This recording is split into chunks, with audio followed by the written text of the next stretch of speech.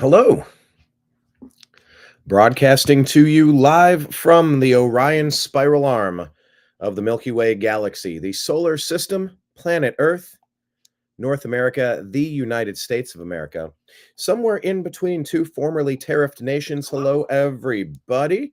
My name is Brian Engelman. Today is Saturday, March 8th, 2025, and this is the TNAM AM Show here on the new American media because the old American media has failed you. Thanks for joining us today. We're going to unpack the news. There's been an arrest in the NFL. Arrests are different than convictions, but we'll see. We're going to talk about AOC teaming up with Paulina Luna. Who had that on the bingo board? Huh?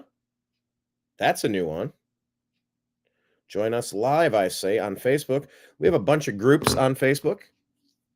TNAM's The Agree to Disagree Show, The Unhappy Hour Sports Show, TNAM Preparedness, TNAM Humor, TNAM Fake News, Debunking Conspiracy Theories.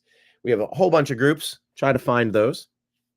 We have pages, The New American Media, Facebook, Instagram, Truth Social, Rumble, YouTube, and Patreon are under the New American Media. You can link up with us. Patreon, of course, you can sign up for $5, $15, $100, $1,000 a month to donate to our cause, independent media, independent journalism, because the old American media has failed you.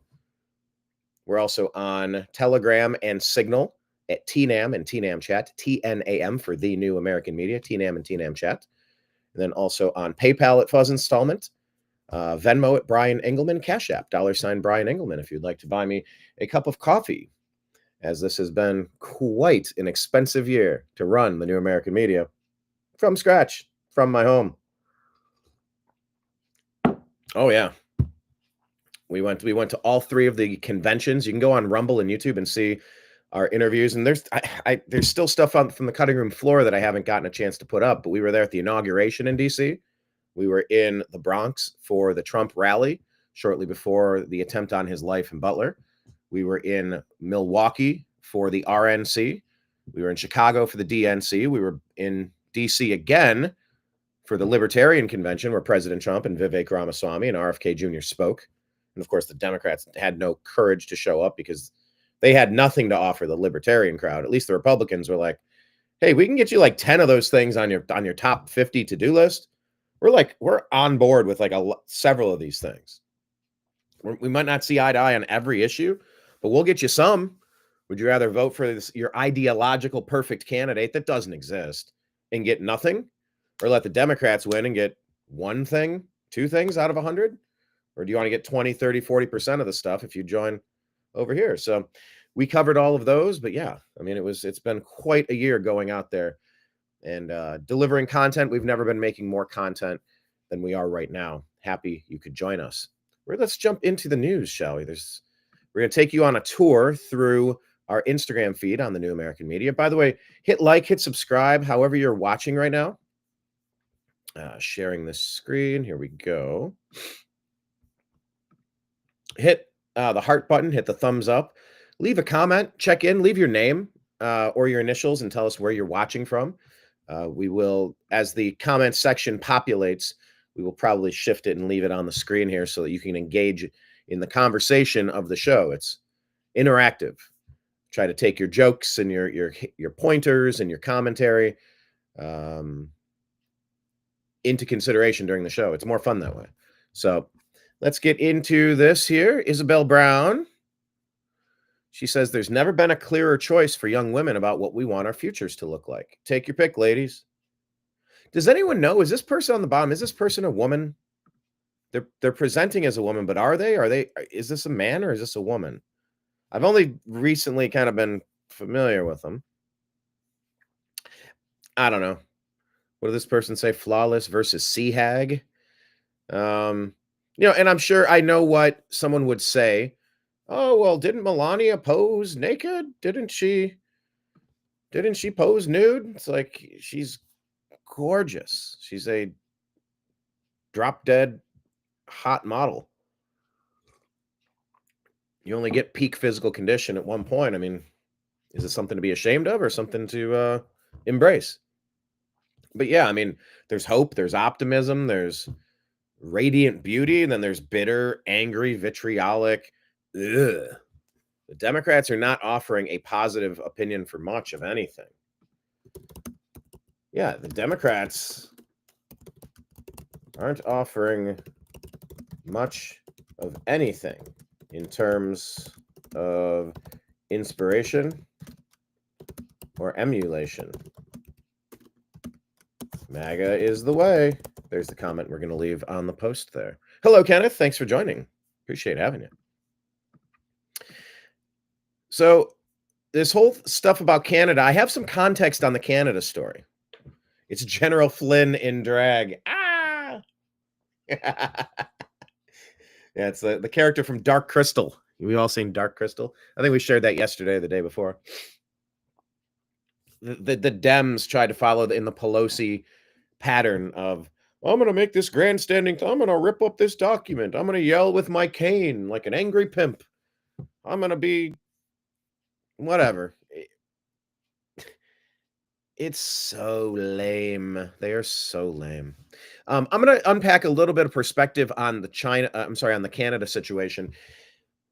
I saw a clip from Marco Rubio that really gave me a little bit of a different piece of insight that I must have missed somehow along the way. We'll get to that. But right now, here's President Trump talking about all of the offenses that Canada has been perpetrating on the United States. And this is really where the Governor Trudeau thing and America's 51st state, it all kind of started from figuring out, why are we being taken advantage of by Canada? 150% for dairy products. Tariff. 250% tariff for dairy products. So where do you hear that? You don't hear that. They have a tremendously high tariff. Give you the exact numbers in a little while coming out on lumber. So they sell us lumber. They have a tremendous tariff. They make it impossible for us to sell lumber or dairy products into Canada. But our numbers are a tiny fraction of that, almost non-existent. And what we're doing is freeing up our forests from the environmental nonsense that they put on them, where you can't cut down a tree. And we have to cut down trees in order to build the firewalls. And those trees are sold, but we're going to... Okay, they're going to cut down the trees to build the firewalls. That's common sense. It's a infrastructure project. It's overdue. But we see what happens when these wildfires rage. We have to design a better way forward. We're freeing it up on an emergency basis because Canada has been ripping us off for years on tariffs for lumber and for dairy products. 250%. Nobody ever talks about that. 250% for dairy. Yeah.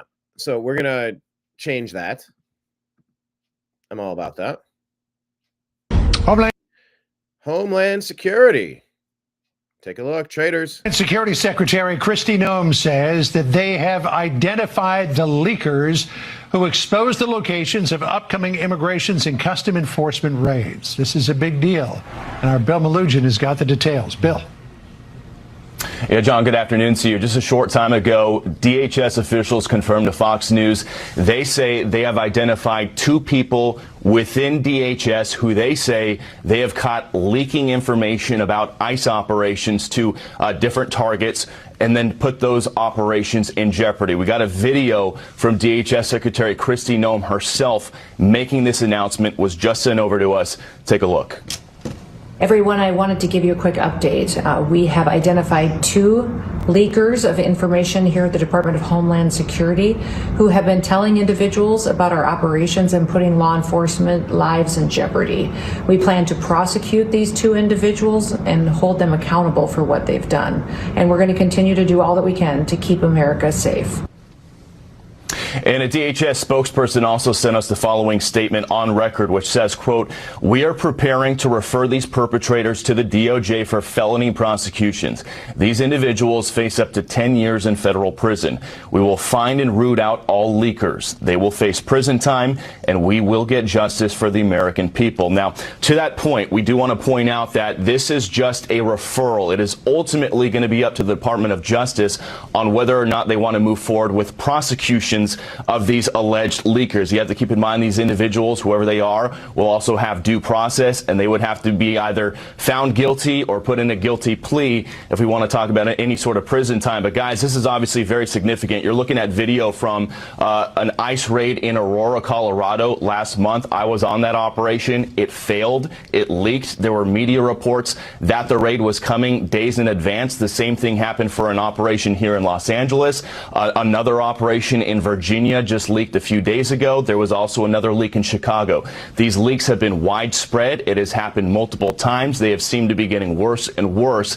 And we've seen people from the Trump administration going on television saying that these leaks are putting ICE officers in jeopardy. It's putting the operations in jeopardy, and that they're going to track down, find these leakers, and prosecute them. And according to DHS and Secretary Noem, it appears they've taken the first step towards that process. Again, they say they've identified 2 people within DHS. That's important. They're within the Department of Homeland Security, so they're privy to this information, and they're going to seek to prosecute them. They'll send those referrals over to DOJ. DOJ will take a look at it. It will be up to DOJ to decide whether or not to move forward with any type of potential prosecution. But some breaking news here on this Friday. Yeah, I don't know. Department of Justice with Pam Bondi isn't inspiring me all that much. I got to be honest about that. This is, what is this? Yeah, this was pretty great.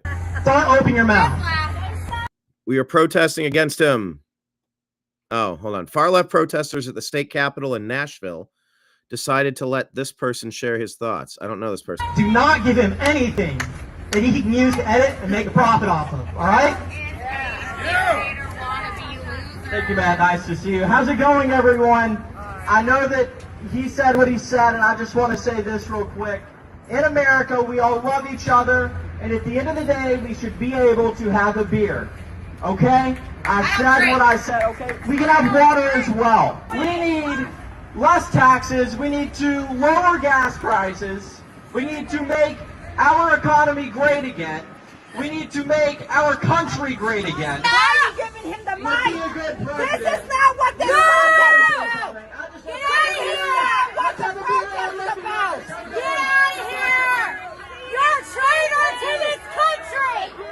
You're a traitor to this country! Love you guys. Love you guys. Thank you. No, you don't. Get out of here. I love you. Bye. I love you. Bye. I love you. Bye. I love you. Bye. I love you. Bye. You support a racist. Bye. You support a racist. You support a racist. He's a great man. He's a great man. You support a racist. I just wanted to say. Bye, antagonistic. Bye. Bye, antagonistic. Great meeting you guys. We can have a beer if anyone wants to have a beer. Just let me know. This is not what this protest is about. We're protesting against him. Why do you give him a mic? Protesting against him, focusing on our economy, making our country great. Bunch of idiots. What a bunch of losers. What is this statement from the Trump organization regarding today's lawsuit against Capital One? It almost looks like Comic Sans font. I don't like the font here. Press contact, Kimberly Benza. Eric Trump shared this. Today, the Trump organization filed a lawsuit in Miami-Dade County against Capital One Bank, holding them accountable for their egregious conduct and unjustifiably terminating over 300 of the company's bank accounts without cause in 2021. The decision by Capital One to debank our company after well over a decade was a clear attack on free speech and free enterprise that flies in the face of the bedrock principles and freedoms that define our country. Moreover, the arbitrary closure of these accounts without justifiable cause reflects a broader effort to silence and undermine the success of the Trump organization and those who dare to express their political views. By filing this lawsuit, we seek to hold Capital One accountable for the millions of dollars in damages they caused, not just to our company, but to many dozens of properties, hundreds of tenants, there we go, and thousands of Trump organization employees who relied on these accounts for their livelihoods. Businesses should not be targeted or punished for their political affiliations. The actions taken by Capital One and other major financial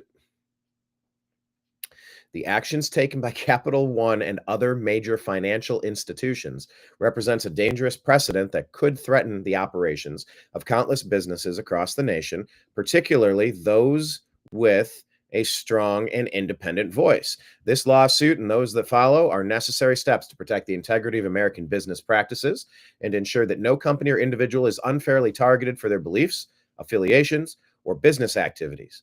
We will not stand by while big banks misuse their power to stifle businesses and harm American citizens. Bravo. Bravo. Remember what Justin Trudeau did to those truckers up there. Remember all this COVID totalitarianism. Yes, and we need to have a protest for lower beer prices. I really don't drink much beer these days. If I start having a couple, I'll have a couple. But yeah. What I need to do is start brewing beer again. I do have the kit. That should be a goal. In this year, I'd like to get my beer set up again where I can brew some beer again. That's the reminder for me. That's one of my goals. Here you go, Bill Nye. Together we can. Bill Nye, the fake science guy. He's an actor. And we must stand up for science. Thank you. Oh, no, he did the arm thing. Thank you. He did the arm thing. Together we can, and we must stand up for science. Thank you. Thank you. Together we can, and we must stand up for science. Thank you. He did the arm thing. Oh, no, the arm thing. If you are Charlie Kirk talking about the Democrat donor site money laundering. Where's it coming from and where's it going? a Democrat donor and you want to give money to Alexandria Ocasio-Cortez or to Gavin Newsom or to whomever, you have an Act Blue account. It remembers your payment information, very similar to Amazon.com. So when you want to donate to one of these candidates, they make it stupid easy. You could donate to Kamala Harris or to any Democrat in 2 clicks or less. 1, 2, boom, $100. You don't have to input your credit card every time. And they even make it with monthly contributions. They put it on autopilot. Now, Republicans have an equivalent Win Red, but it's just pales in comparison. However, there's something very weird happening at Act Blue.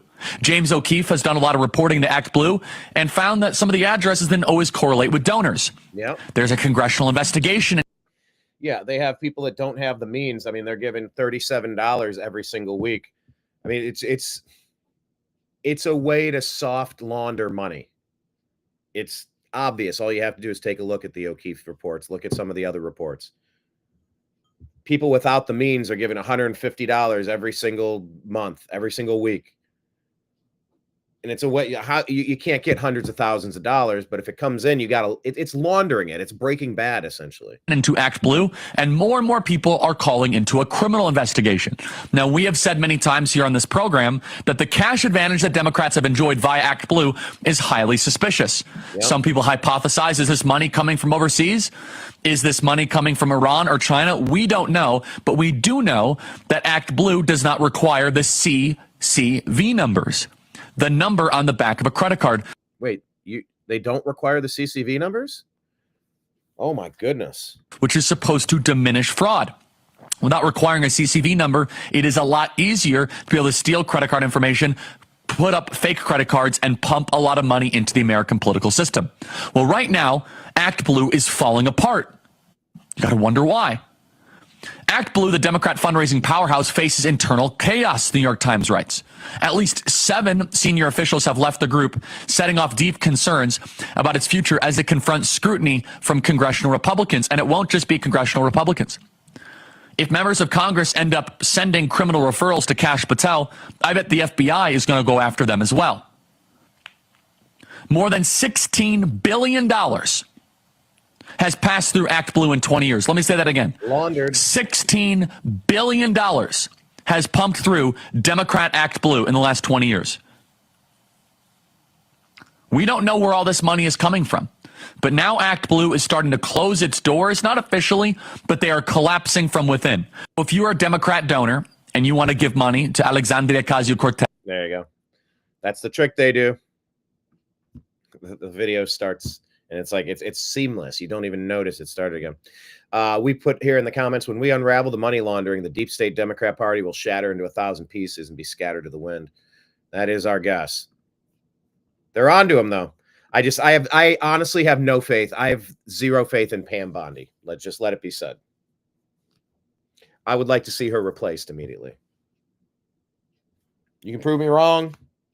Look, I called for the firing of Coach Ryan Day with the Ohio State Buckeyes after losing to that team up north again. And what did he do? He won 4 in a row and had kind of the most impressive college football run in history, beating, what did we beat? 4 of the top 6 teams.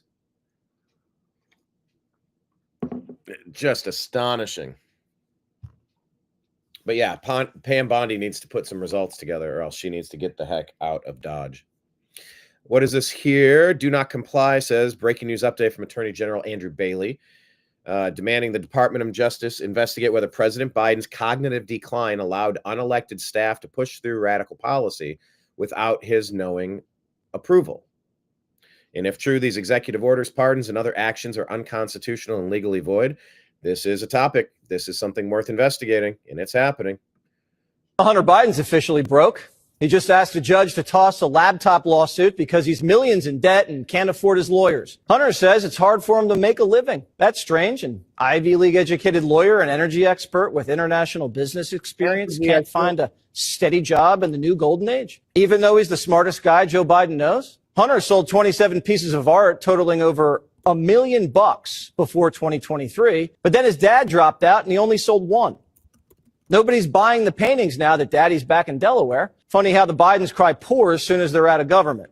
That should tell you everything about where the money's coming from. Hunter Biden's officially broke. There you go. That was Jesse Waters. Here's an update on Gene Hackman. Breaking news out of Santa Fe, New Mexico. Officials just wrapping up a press conference on the mysterious death of actor Gene Hackman and his wife. Fox's Alicia Acuna is live in Denver with the latest. Alicia. Hi, Will. The Santa Fe County Sheriff's Department just wrapping up a news conference just a minute ago, and the chief medical examiner for the state of New Mexico says it's reasonable to conclude that Betsy Arakawa, also known as Betsy Hackman, died 7 days before her husband, actor Gene Hackman. The cause of death for Miss Betsy Hackman, aged 65 years, is hantavirus pulmonary syndrome. The manner of death is natural. The cause of death for Mr. Gene Hackman, aged 95 years, is hypertensive and atherosclerotic cardiovascular disease, with Alzheimer's disease as a significant contributory factor.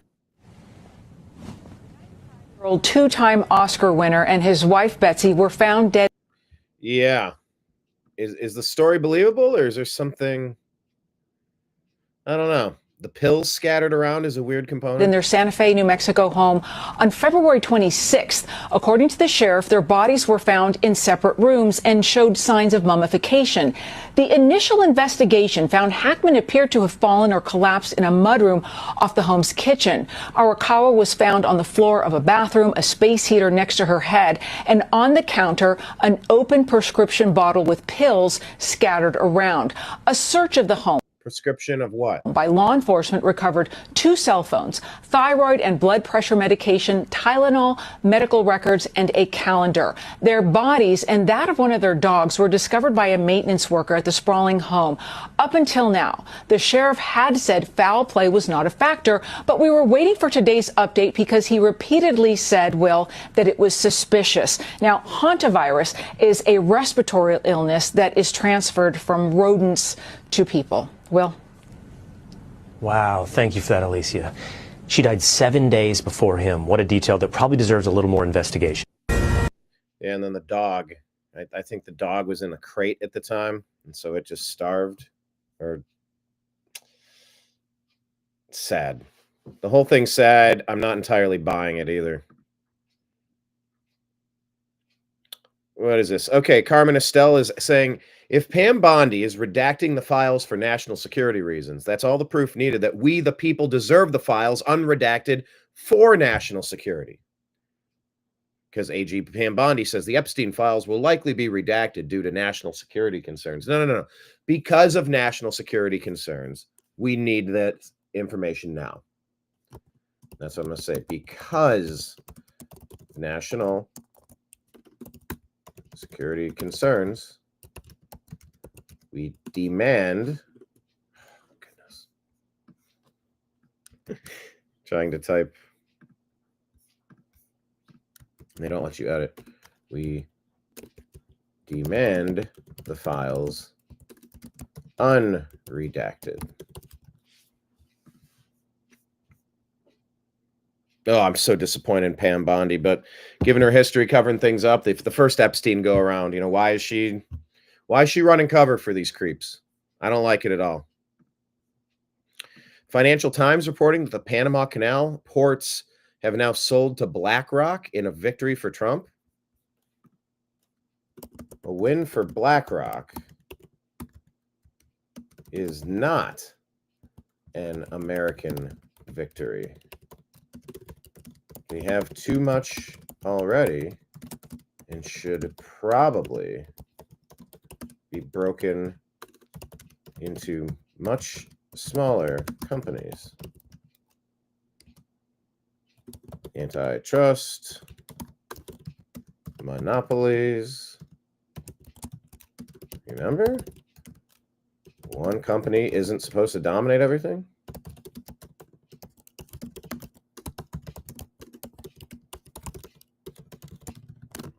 Yeah, that's what we said. Panama Canal ports have been sold to BlackRock in a victory from Trump. What if there's an update on this? Let me see. Panama Canal.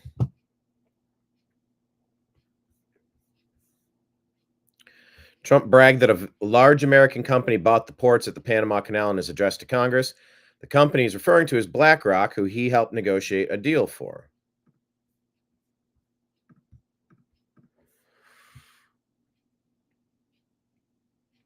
Yeah, BlackRock.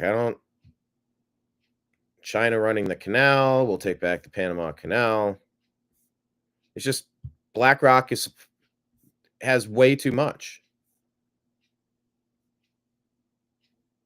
Well, not a fan of this. Don't mind it going back to someone in America. What the hell, BlackRock? Like they're the ones buying up all the private homes to turn us into permanent renters. That's bullshit. Don't like that. What's up, David? Thanks for joining us. Oh, my aspect ratio is off. Erg. All right, I'll go smaller. Yeah, we said a win for BlackRock is not an American victory. They have too much already and should probably be broken into much smaller companies. Antitrust, monopolies. Remember, one company isn't supposed to dominate everything. Anybody have this kind of energy like this lady has? I mean, remember it used to be affordable to have a family? I mean, we want to fix our country, right?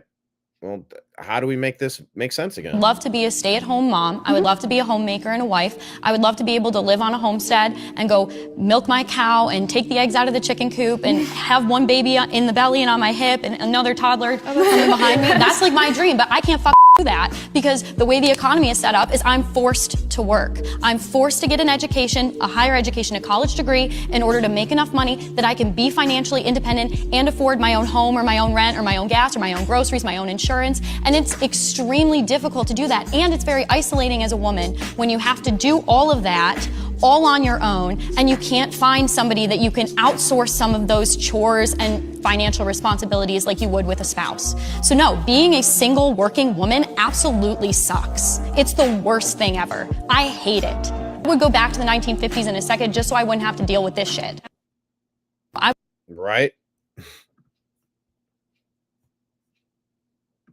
Right. Here's Caroline Levitt. Hello, Caroline. It's been another very busy week here, so this may be over a minute, but let's go over everything that happened here at the White House. The president gave a record-breaking joint address to Congress where he laid out his bold vision to renew the American dream. He introduced the world to DJ Daniel, a young boy fighting brain cancer who is... Go for DJ Daniel. Different kind of DJ. Kenneth, you were a DJ, right? Minnesota? Sworn into the United States Secret Service. This kid is wild, by the way. I got a video or two. This guy is not a mild-mannered human being. He's got personality for days. He's the oldest 10-year-old you've ever seen. He honored Peyton McNabb, a young woman who was brutally injured playing sports with a man who should have never been allowed to compete against her in the first place. And he honored the memory of Jocelyn Nungre, a young girl who was murdered by illegal aliens, by renaming a wildlife refuge in Texas in her honor. And the president also honored Mark Fogel, an American hostage who President Trump freed from Russian captivity last month. Yet the Democrats stood for none of these incredible Americans and their heroic stories. They did not stand for no taxes on tips, the capturing of an ISIS terrorist, defeating inflation, unleashing American energy, or ending the fraud, waste, and abuse in our government.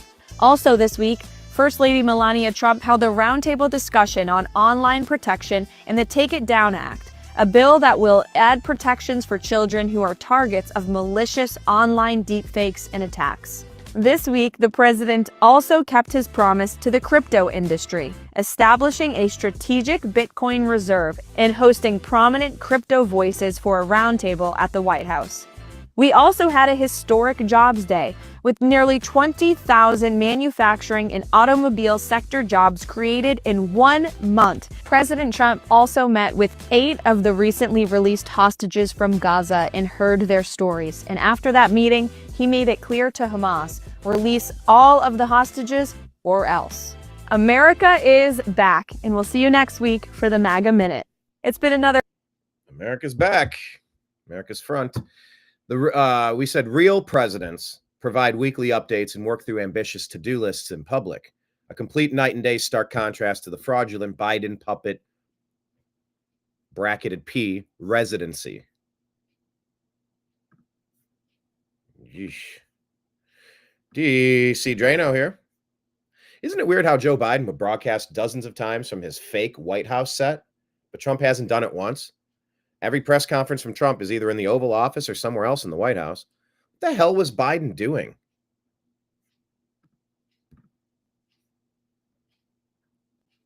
How freaking weird. Everything about this Biden puppet presidency was weird.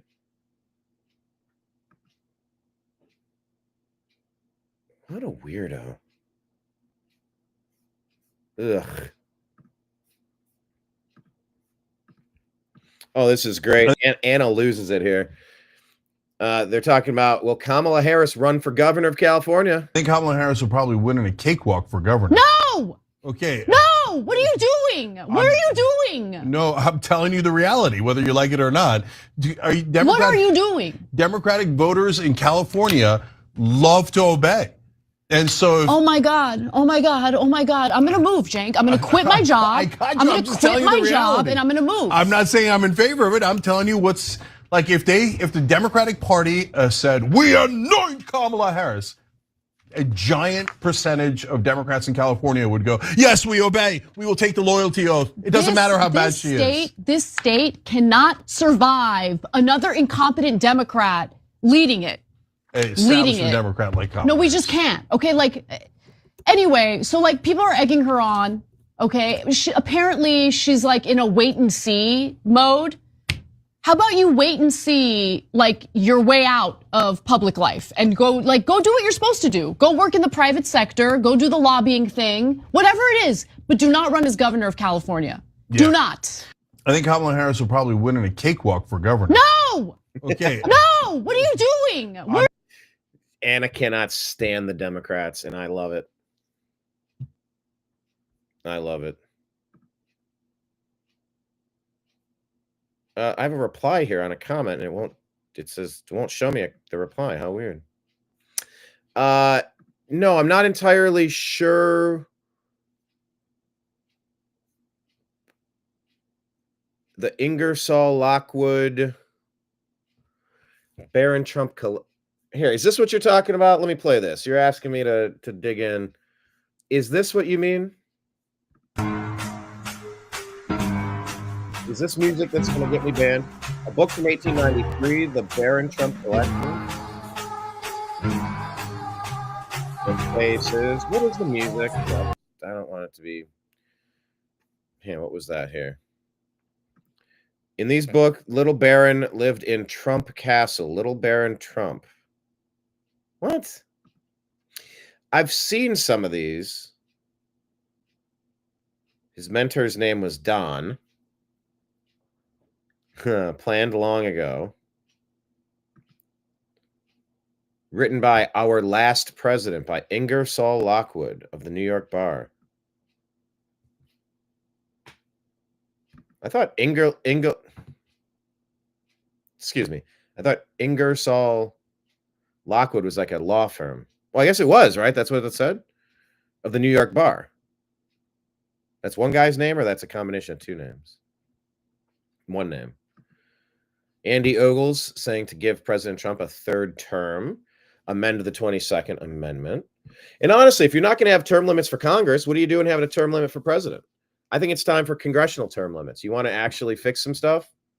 Cycle in some fresh talent and get these people away that are way too entrenched and way too corrupted. Play. There you go. The Last President.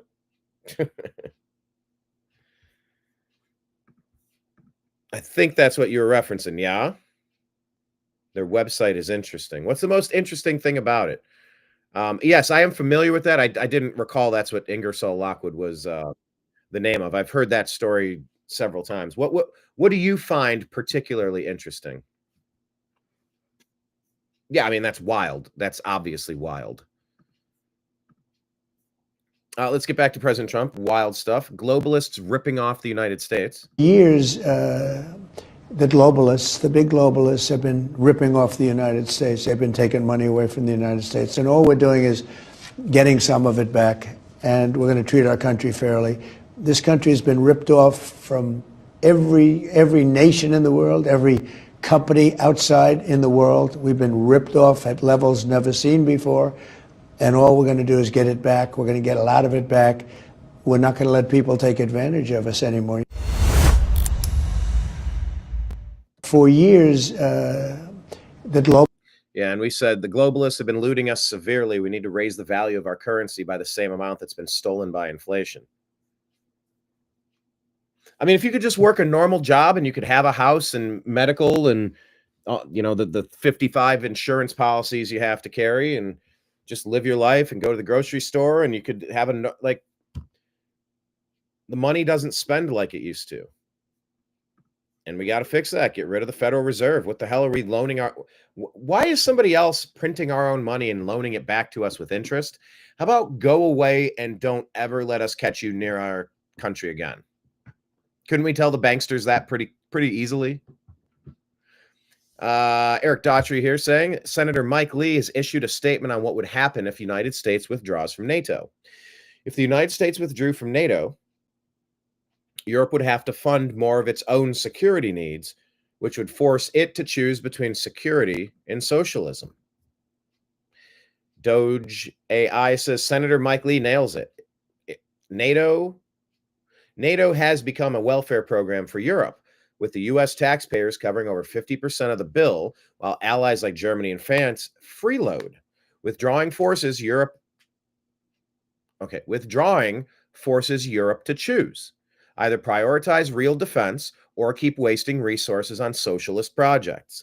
Europe's own analysts admit they can build crucial enablers within 5 years if they ditch the dependency mindset. Trump's push for NATO members to meet 5% GDP defense targets is basic accountability. Why should Americans bankroll Europe's security while they underinvest? Time to end the charity and make NATO partners carry their weight. That sounds pretty damn good to me. Western Journal saying the state attorney general has set the stage to have all Biden pardons, executive orders, and other actions legally voided. Stay tuned. Fed Vice Chair Michael Barr has resigned ahead of an expected Doge audit. Oh, really now? Truth Politica posits, seems like we have a case of rats fleeing a sinking ship. Federal Reserve Vice Chair for Supervision Michael Barr has stepped down just as the Department of Treasury's Office of Inspector General, DOGE, prepares to launch an audit. This timely resignation raises concern about what Doge will find in regard to fraud, corruption, waste, and regulatory mismanagement. Let the cards fall where they may. Kick out all banksters. And let's give American currency a strong purchase power once again. No more slavery,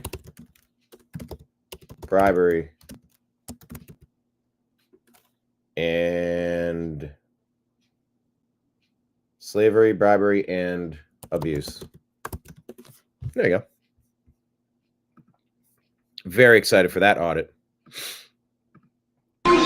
Hey, remember when the Democrats did that super here, let me see if I can find you the cringe thing real quick. Cringe Democrats commercial. I'm going to play this for context. Oh my God, this is so cringe. Yo, this is the Ranking Rizzler on Appropriations, serving Connecticut's 3rd District. It's time to enter your dark academia Congress era. All right, besties, House Appropriations. Okay, I don't want the music to... Here, it was this. Oh, look at them trying to pretend to know how to fight. That's great. But this one, I mean, with the music. The money moves in Congress. We are not chasing the bag. We are the bag. We're not chasing the bag. We are the bag. Democrats are making life smoother through government funding. It's giving Skibbity Sue Sigma main character energy. Republicans, Project 2025 is mad sus. Eliminating the Department of Education. Basically, the biggest phantom tax, whatever. It's just super cringe. So here's the one I was probably thinking of. Look how legit this is. Wow. Yeah, you go, Democrat Party. So here's the response. That's that whole thing is like, choose your fighter. Choose your fighter. Okay. Well, America chose its fighter in November. Let's go. I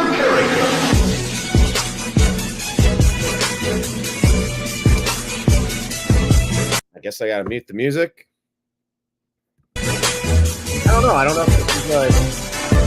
But yeah. America did choose their fighters in November. This is the team. We already picked. We already chose. But I did say Bondi needs to go, though. She isn't putting America first with the list.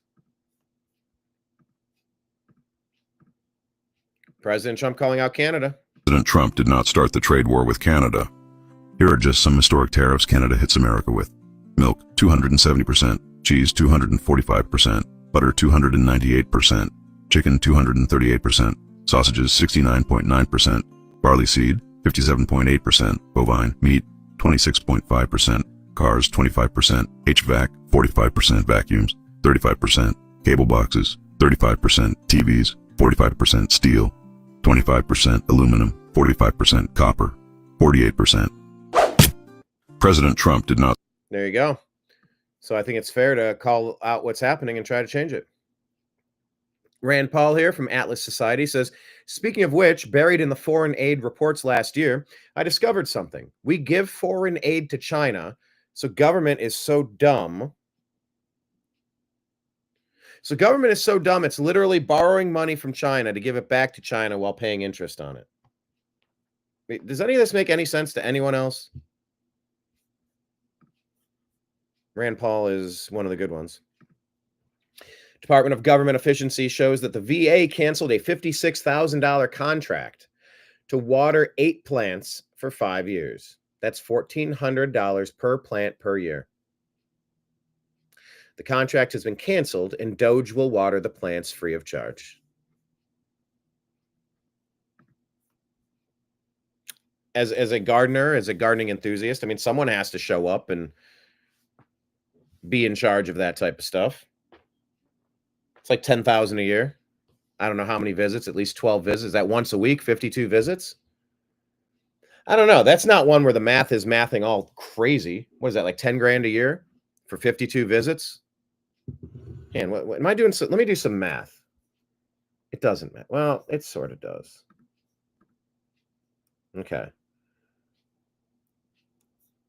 Okay, so that's 1,400 per plant per year. 1,400 divided by 52. That's $26 a plant a week. And so let me get that right. So that's 8 plants, $26 times 8. So it's $215 a week. You got to get the guy out there. Is this all at one building or is this at several different floors? How long does it take? 10 minutes, 15 minutes, half hour? I don't know if these are in the same location. If they're in different buildings, you got to factor that in. $215 a week times 52. Yeah, it gets us to 11, close to that, something like that. Times 4, something like that. I don't know. I've seen more egregious ones.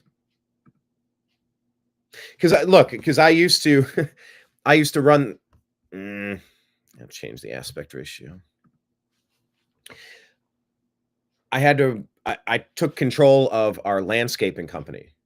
So I took over the grounds committee for 25 buildings, 216 units in Los Angeles. The front of the building, the sides of the buildings, behind the buildings, all of it.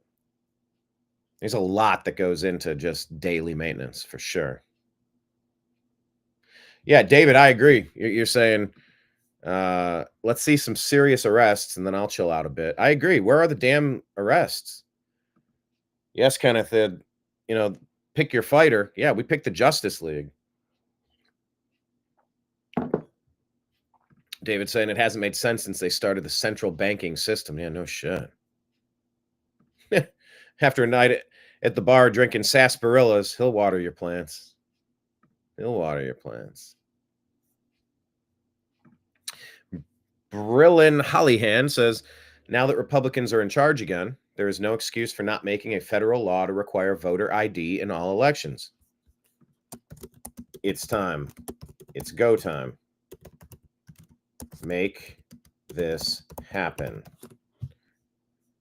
You get voter ID in all elections, you might never see a Democrat elected anywhere again.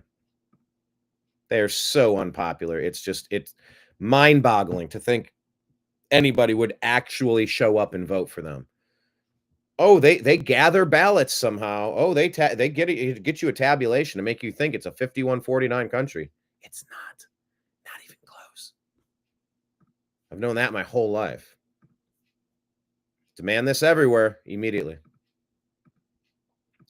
So yeah, from Breitbart, the hiring of Americans apparently surged in February as more migrants left the workforce once President Donald Trump ended the Bidenomics policy of importing migrants for U.S. jobs. Big gains for native-born Americans. Employment for native-born workers went up 284,000, while foreign-born workers went down by 87,000. Trump told the media in the Oval Office. He added, for the first time in 15 months, the job gains for native-born Americans, for American people born in America, exceeded job gains for migrant and foreign-born workers. This is the first time that's happened in more than 15 months. Employment for native-born workers went up by 284,000, while foreign-born went by 87.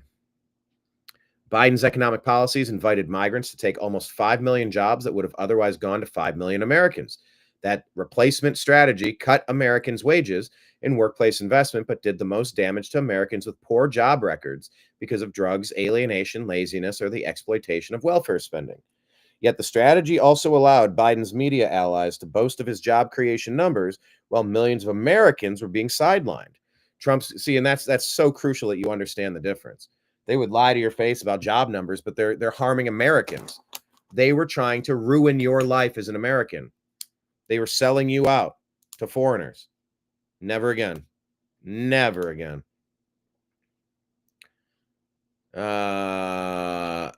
Trump continued. Now, you've heard the same stat where foreign workers were taking up all the jobs, or almost all the jobs, in some monthly, literally all the jobs. Now it's 284,000 extra native-born jobs here, people born in our country. 284,000, while foreign-born workers went down by 87,000. First time that's happened in a long time. So these are incredible numbers, and they're very early.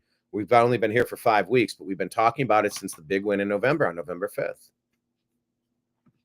Yeah, I'm just going to say this is the way. Bravo.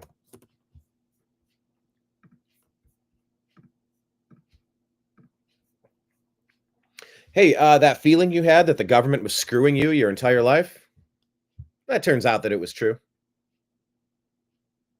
Who knew? It's a few minutes from Bill Maher. I don't think I'm going to play this whole thing. And finally, new rule memo to Democrats. If you ever want to win an election again, the absolute most important first step is stop doing this.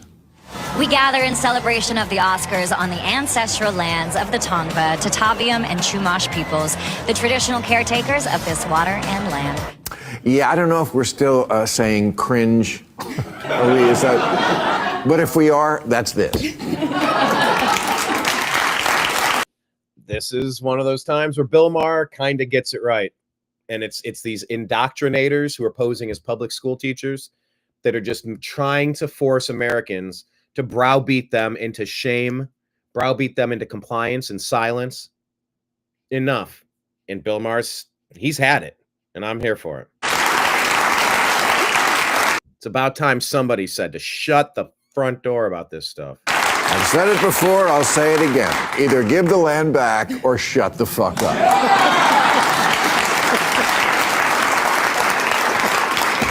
Look, I understand the desire to right the wrongs of the past, especially when you get to take the moral high ground and then build an 8,000 square foot mansion on it.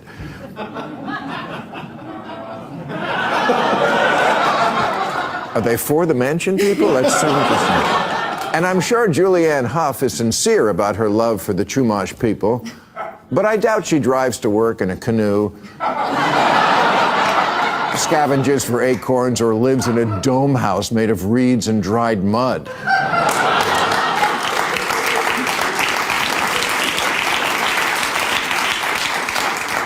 That's Woody Harrelson.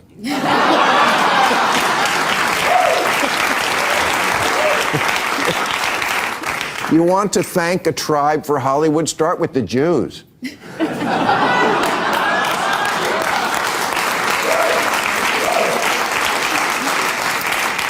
Now, a few weeks ago in New Zealand, a modern, educated, technologically advanced country, they passed a law making a mountain a person. They passed a law turning a mountain into a person.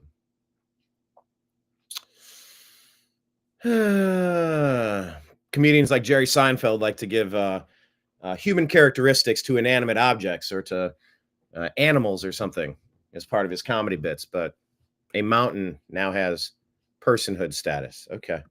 True, because their indigenous people, the Maori, believe that mountains and rivers are their ancestors, and so the mountain has been legally recognized to have all the rights of a human being, which is more than you can say for Bianca Censori.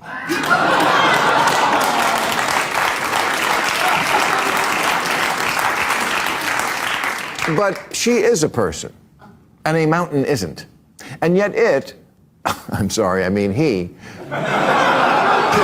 or she, or they, now has all the responsibilities, liabilities, duties, and powers of a human being, which, if you follow that to its logical conclusion, means the mountain can get a driver's license, vote, or adopt a rescue dog. And you should see its dating profile.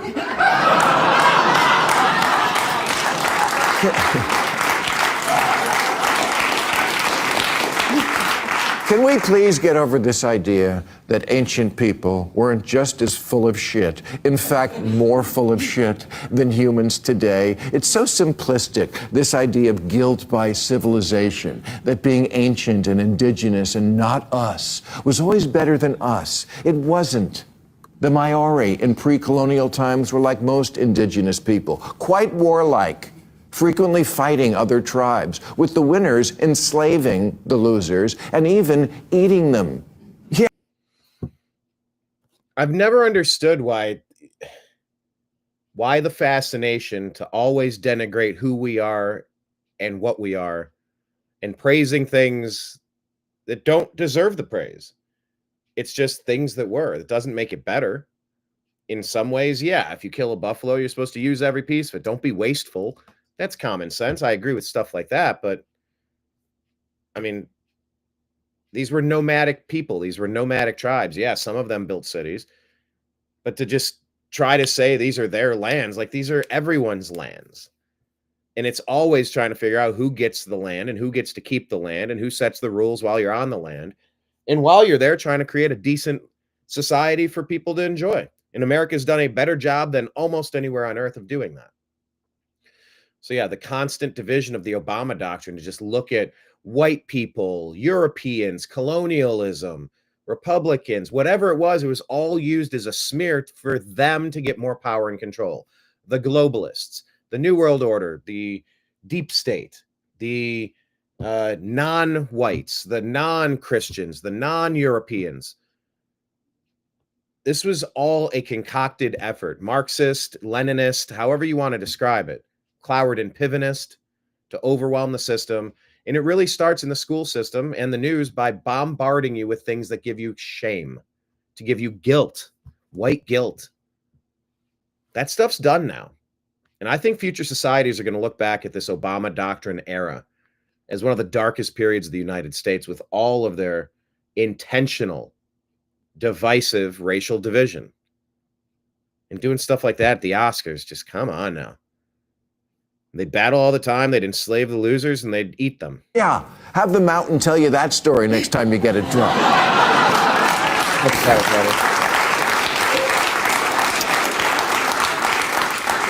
Today's hippies love to harp on how the 1950s was backward, and 1950s was backward, as every past era was, but somehow they see indigenous life in the 1550s as the pinnacle of enlightenment.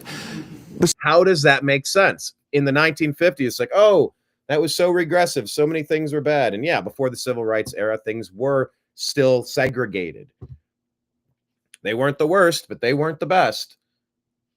But if by that logic, going back 75 years is going to take us to a really backward time, how does going an extra 400 years back make that way better?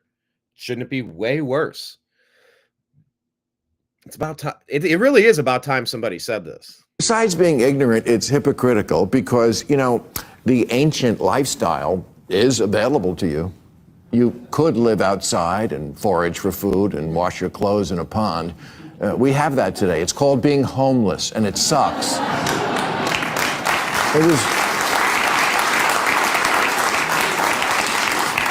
It was no fun being alive before anesthetics or refrigeration or germ theory or the fork or FaceTime. Socks are great too. But Bill, they lived in harmony with nature. Yeah, they had to because no one had invented the toilet yet. She's photogenic. Who is that person? The march of civilization has been bloody and painful, but we generally got to a better place, not a worse one. And not just technologically, but how we treat each other. Did you ever see the movie Apocalypto? Where the peaceful, enlightened Mayans built a big ziggurat so they could literally make heads roll in order to appease the gods and make it rain. Yeah, you don't see that on the Land O'Lakes box.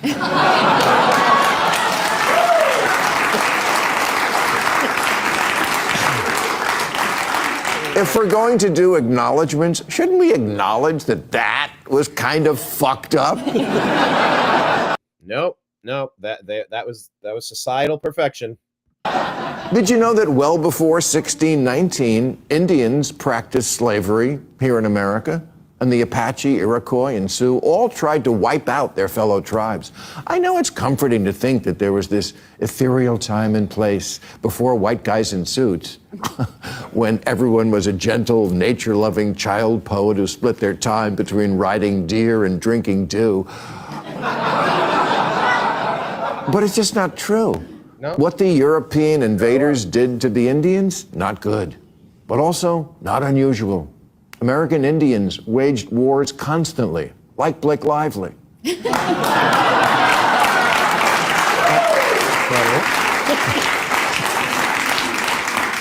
And the Comanche were polygamists whose leaders could bear children with a dozen women, like Elon Musk. Also pretty funny. Ancient horseshit isn't any better than its modern version. That's all I'm saying. Today in America, we have something called corporate personhood, which has gone a long way to corrupting our elections. But that's what we go by, that corporations are people. They're not, and neither are mountains. There you go. You know, Bill gets a lot of stuff right occasionally. When he does, it's good to show it. What is this post? All right, check this out. Trump Turnberry was the target of pro-Palestine activists. The iconic golf course, here, I'll turn the music off, was the target of, had several greens dug up. Gaza is not for sale, sprayed across one green, buildings spray painted. What should the punishment be for this?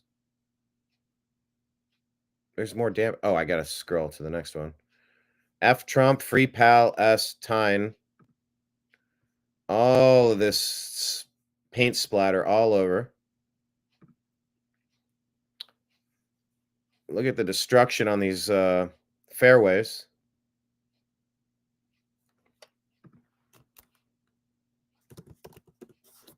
I'm just going to say boo. Yeah, they just destroy.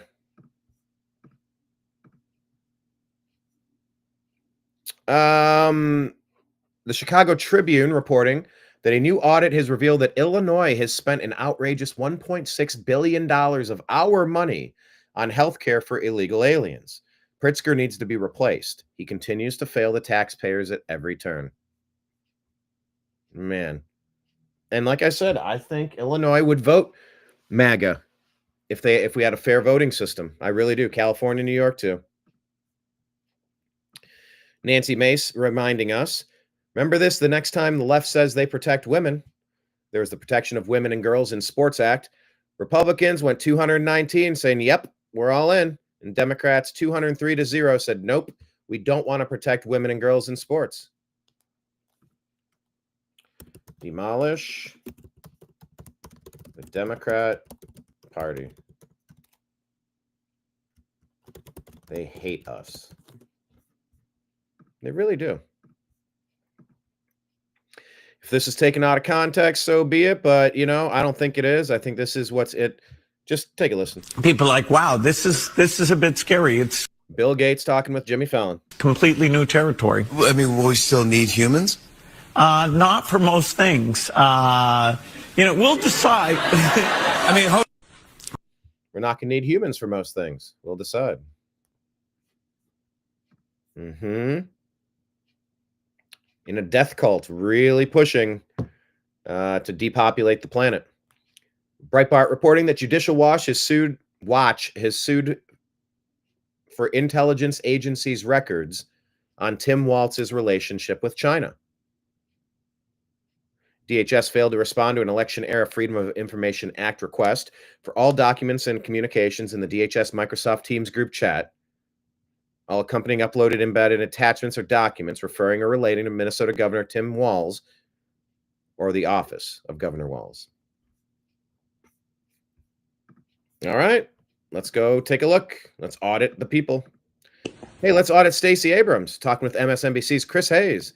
How much did Joe Biden's administration allocate to her for doing what? One of the ironies of the attack on you, and I'm going to play what he did, was that my understanding is that the program at the source of this whole thing is a program to lower costs for people. Do I have that top line correct?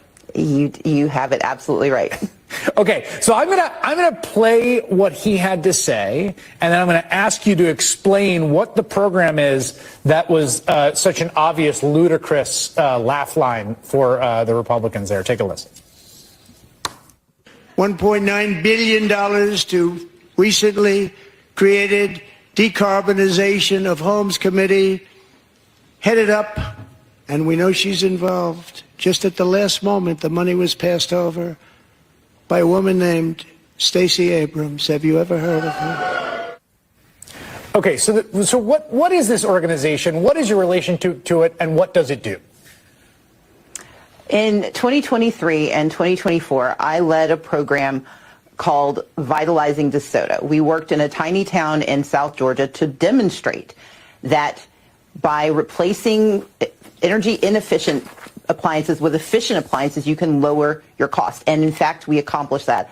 For 75% of the community, they got appliances that are lowering their bills right now. We had one woman who saw her electric bill cut in half from $180 to $98. That's what we delivered.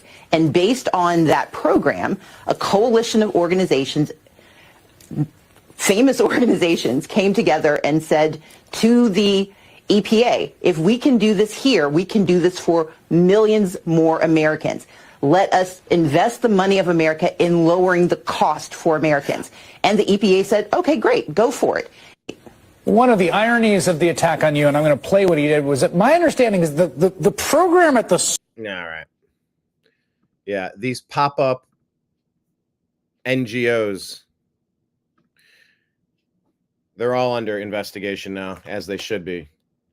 America's been running a deficit for so long, and you just stop all this wasteful spending and imagine how quickly we can get our books back in order if we stop all the unnecessary stuff, all of it. And that's where the Democrats have been getting their war chest, it seems, for decades now. That's a win-win. That's a win-win-win-win-win-win-win-win. Brilliant Hollyhan says, I'll tell you what the real constitutional crisis is. Over 22 million illegal alien invaders living in America and utilizing benefits they never contributed to, and even voting. That's the constitutional crisis. Can I just ask you about the Secretary Bessent here on CNBC. IRS? It's the largest bureau of the Treasury Department, and Can I rewind this? Because Bitcoin, the strategic reserves. How much did Trump put into the Bitcoin reserves? 18 billion, 180 billion. Oh, whoops, sorry. Where's the volume? Why the volume stuff? There. Bureau of the Treasury Department, and DOGE has come up with a plan to cut about half of the 90,000 workers there, about 45,000. The president was very clear this week that it's the secretaries who run the departments, not DOGE. I just wonder if you agree with a cut of that size, particularly when there have been points raised and studies done that suggest that for every dollar that the IRS spends on enforcement and trying to go after bringing in revenue, brings in about $5 to $12. Yeah, I'm not sure where this cutting half the employees came from. Yeah. What we did was there were 15,000 new employees. We did an evaluation. We kept about half. The ones that, Becky, to your point, were deemed essential to collections. Somehow the other 7,000, United States of America, collected taxes for 250 years without them. And look, this is playoff season for us. That game day is April 15th, and I have three priorities with the IRS. The collections, privacy, and customer service in that order. So there's nothing I'm going to do to hurt the collections. Over time, we are in the midst of this great AI boom, and I think increasing headcount now would be just the wrong time, as the private corporations are moving into AI, and I can't think of a better application for AI than auditing tax returns. How are tax returns this year so far? We don't have the data about. The other thing, too, is when you ask about physical employees, 90% of the filing is now done online. Yeah. Can I just ask you about the... Yeah. So there's that. Of course, if you run a corporation, you got to file by March 15th, which would be, I think, next week. So anyone out there that needs to do that, do that. Instagram thinking. Kenneth, after seeing that story about Governor Pritzker wasting billions of dollars on illegal alien invaders, he says he finds that Illinoising. That's highly Illinoising.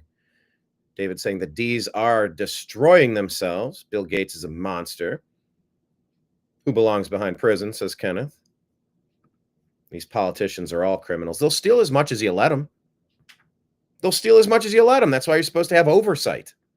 But when they're all in on it, that's why they all teamed up against Trump, because he wasn't taking a dip. He wasn't wetting his beak into their bribes and their payoffs. They're like, hey, don't rock the boat, man. We'll pump a couple $100 million into your bank account. Just play the game, man. Well, look, you stick around, we take care of our own. Trump's like, I don't need your money. That's why he was a problem. That's why they tried to off him in Butler and on his golf course. This is Hageman on point again, saying that Article 2 simply needs to be upheld as it was intended. We got a situation with presidential powers and the Supreme Court and lower courts trying to get in the way of what he wants done. What do we do next? Article 2 of the Constitution states that the executive powers shall be vested in a president of the United States of America. In other words, it is the president that defines the executive branch. When you read this language, it says that no court may take over that role. No court may define or limit the scope of the duties of an official of the executive office of the president, the people who work in the executive office. I think that what your amendment does is a violation of separation of powers, and it's a violation of Article 2 of the Constitution. The gentlelady yield? Yes, I will. It's always good when the constitutionalist specialist comes in. It helps us all. So what you're saying is that the bill codifies Article 2 for purposes of the court being reminded and instructed of their limitations, and the amendment would undo that. That's exactly right, because then it would imply that a federal court could in fact define or limit the scope of the duties of those individuals who work within the executive office of the president, and that is not a federal court's role. That is for, under Article 2, Section 1 of the Constitution, that power is vested in a president of the United States of America. Could the gentlelady further yield for another question? Yes. Your understanding is, with the current president or the last one or the next one, if we don't do something like this, realistically, the chief executive, president, would continue to have to answer a myriad of claims in up to not just 50 states, but multiple places in 50 states. And if that tactic was used, even more so than it may have been used in the past, that you would have a president having to use non-official funds to answer a series of cases alleged not to be that way. Is that true? That's the way that I read this, and I think that it's very clear, especially starting in 2017 when President Trump was sworn in the first time, that the courts have been used for nefarious purposes on a variety of issues. In fact, yesterday we had a hearing in our constitutional subcommittee about lawfare and how lawfare had been weaponized against President Trump, both while he was president as well as after his presidency. So again, I guess that I'm very skeptical of the idea that people are not willing to use lawfare to go after a current or former president. We've seen it over the last 9 years in many different instances.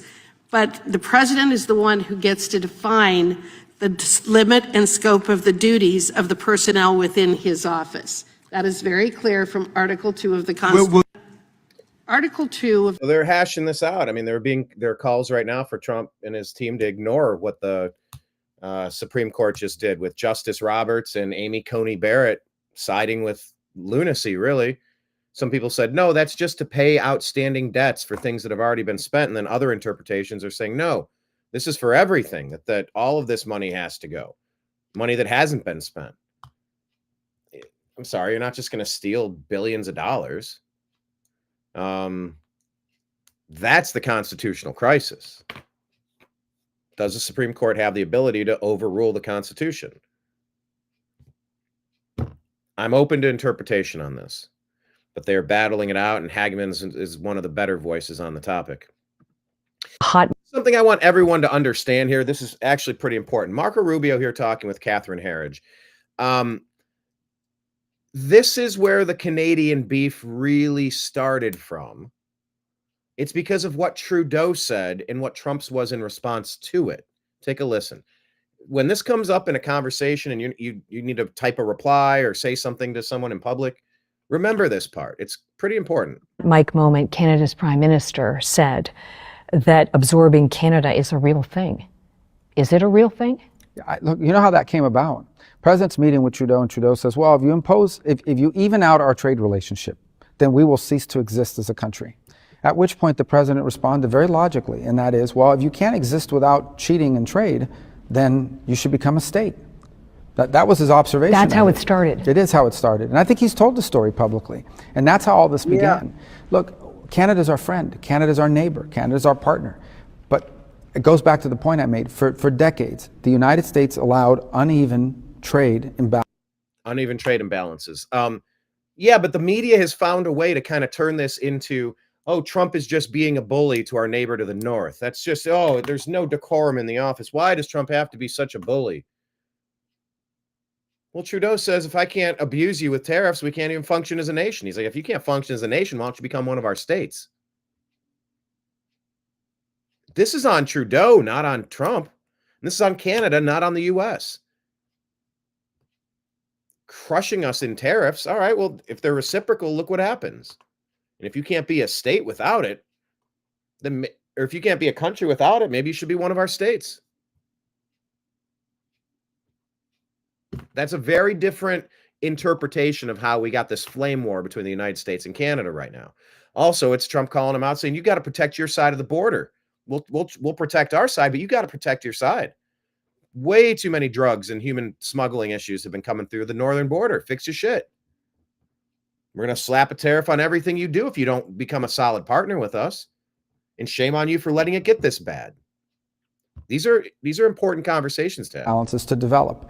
During the Cold War, you know why we did it? We did it because we felt like we want countries to be strong economically, even if it means they're cheating, because we don't want them to fall victim to some internal Marxist coup that overturns their government or what have you. Those days are gone. These are rich, developed economies. And ultimately, who can argue against the fact that whatever they charge us, we should charge them. Whatever they prohibit, if they don't allow American companies to do it, we should not allow their companies to do it here. American banks can't even operate in Canada.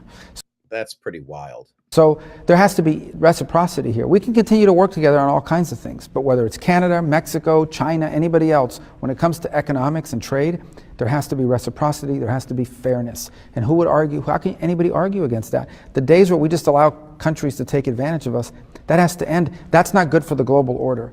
That leads to imbalances that create friction points. Hot mic moment. There you go.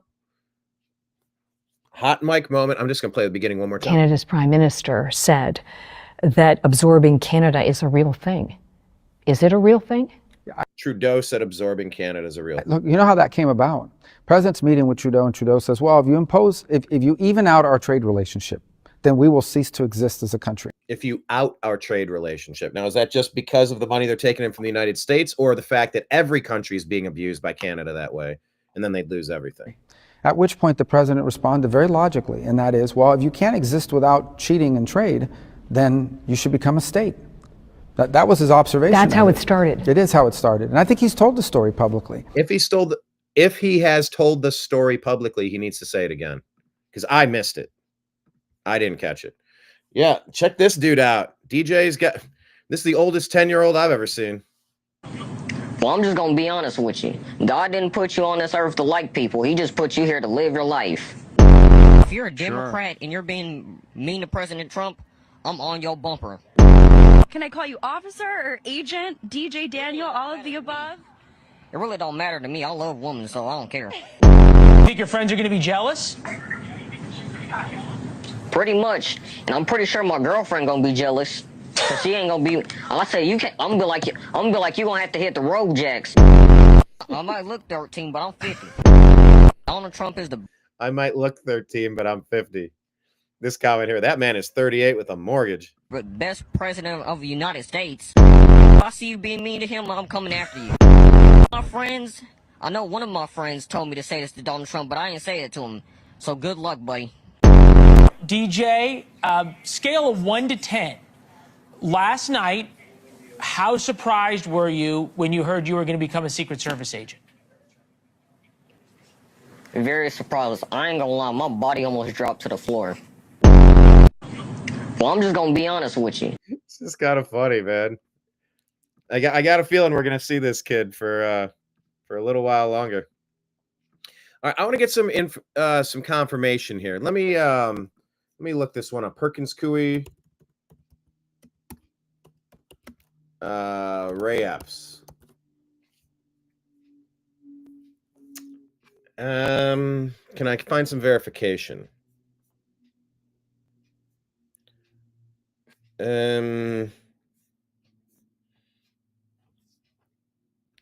It's reported Perkins Coie, Hillary Clinton, raided by the FBI, 22, 23. Leading report. Okay, leading report. Which one do I have in front of me? This looks like the same. Oh, doggone it. Aspect ratio.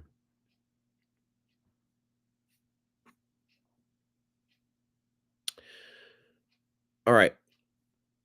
The Real State of America says Perkins Coie, the law firm that funded research for the Trump-Russia dossier, which was financed by Hillary Clinton to spy on Trump illegally, is now representing infamous J6er Ray Epps in his lawsuit against Tucker Carlson. Recently, President Trump revoked the firm's employees' security clearances. I'm here on X. Leading reports shared this. Is this confirmed? I want to see this being reported other places. Revolver News. Oh, okay. Posobic's reporting it. No, Posobic is talking about security clearances. Mark Elias linked law firm uses a pass-through for Democrats' Russia collusion hoax. Here, let's play this clip here. Your administration has made it a priority both to end lawfare and the weaponization of government, and also to hold those who have engaged in lawfare accountable. One of the law firms that has been involved in that is called Perkins Coie. That's also a law firm that has engaged in unlawful DEI practices. This executive order will suspend. And I've watched it take place. This executive order will suspend security clearances and access to certain federal resources for that law firm, and also launch a holistic review of unlawful DEI practices at some of the nation's largest law firms. This is an absolute honor to sign. What they've done is just terrible. It's weaponization. You could say weaponization against a political opponent, and it should never be allowed to happen again. But this is not involving Ray Epps. So I'm seeing it reported. I'm not seeing it confirmed.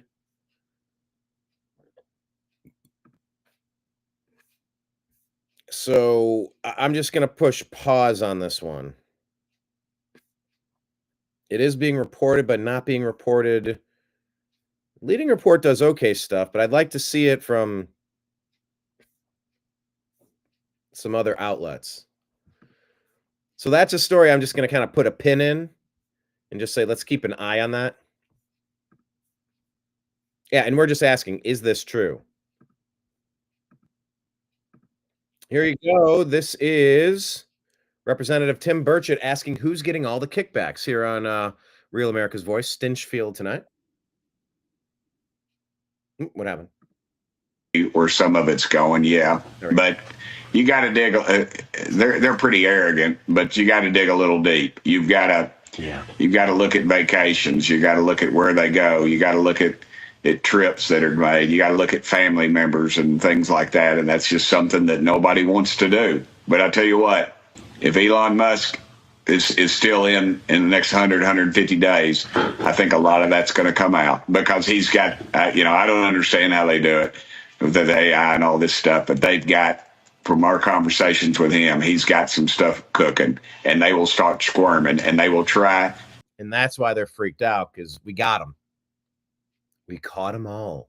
Remember, you've heard that for 8 years. Oh, we caught them all. Did we? Did we, though? Well, then do it already. The first arrest will shock the world, will it? Then do it already. By the way, does it make anyone else creepy when someone's whispering on videos? It makes me a little like, I'm like, I don't like. Sorry, I just did that. I'm apologizing. But anyway, that's what you hear. Oh, it was the biggest sting operation in the history of the United States, in the history of the world. We caught them all. Okay, well, go. Where are the indictments? It's been a month. Nothing has happened. And it's really disconcerting. You go, oh my God, if this is our best pushback effort, and we still can't get justice for some of the most egregious criminals who have just been trying to destroy this nation, like, then what hope is there? But let's give it a minute here. To do everything they can to dislodge him from Trump, because that's all they're talking about is, I don't like this stuff he's saying. Well, Elon Musk is not a politician, all right? He's I don't know. I mean, I've talked to him. He's a funny guy. He's obviously very smart, but we're going to have to enact it. And so you watch the ones that pitch the fit when the bills start coming out to what they say codify the stuff Doge does, and the ones that are doing it. They'll pass a strong bill in the House and they'll pass a strong bill in the Senate, and they won't align. And then they'll blame the House, and the House will blame the Senate will blame the House, and the big boys will laugh all the way to the bank. All right, well, as you said, we need to put the pressure on him. I take it there is a few of you up there that feel like you. We've spoken to some of them. Obviously, many that come on this program feel like you. So you do have some backup, but we're going to never stop fighting, trying to get this stuff changed. I know you won't. And you're always great coming on the program, Congressman. Enjoy your weekend, and thank you. I'll make sure I tweet out the tape of you saying you're not suicidal, so we got that on the record on X, okay? Right on. Thank you so much. I think it's pretty evident to me where some of it's going, yeah. But all right, so there's that. I like him. He's one of the good ones. This is just reminding us, it's quite insane to watch people who robbed us blind, trying to justify being upset at us for catching them. No more gas lighting button. Next. Gad sad. Oh, but I'm lectured every day by my very, very, very smart academic colleagues that the Democrats are the party of science. Apparently, the party of science rejects the singular, most fundamental feature that defines our species. Science. That's it. Every Democrat voted against women. Yeah, it is a mind virus. Time to reverse the Obama doctrine of division and make common sense rule the day once again.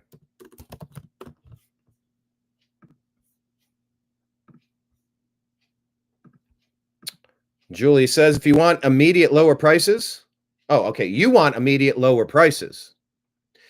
I want the centuries-old demonic bloodline families who controlled the earth obliterated into pieces.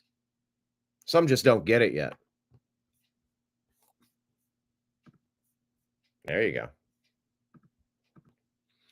Here's the UK trying to figure out how do they deal with this invasion.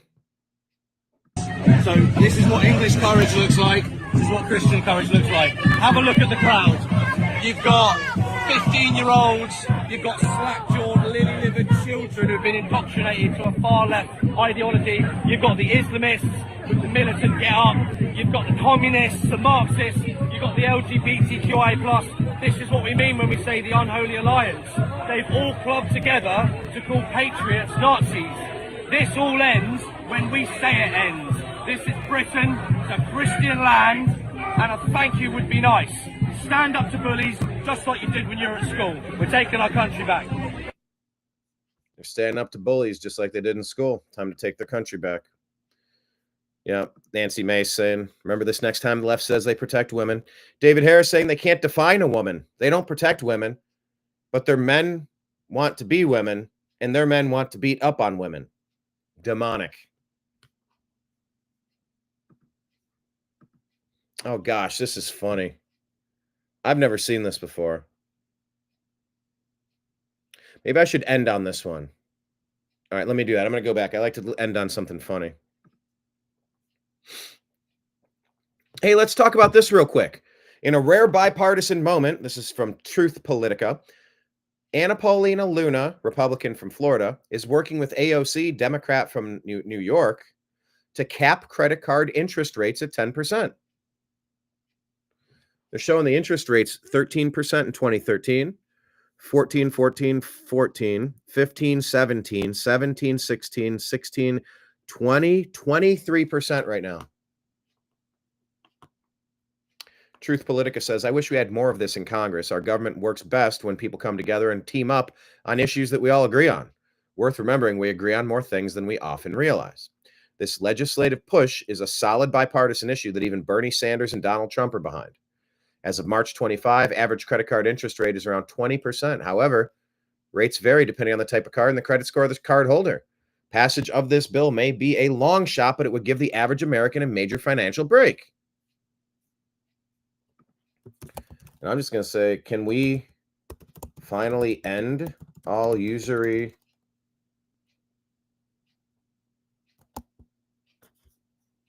Can we finally end usury altogether?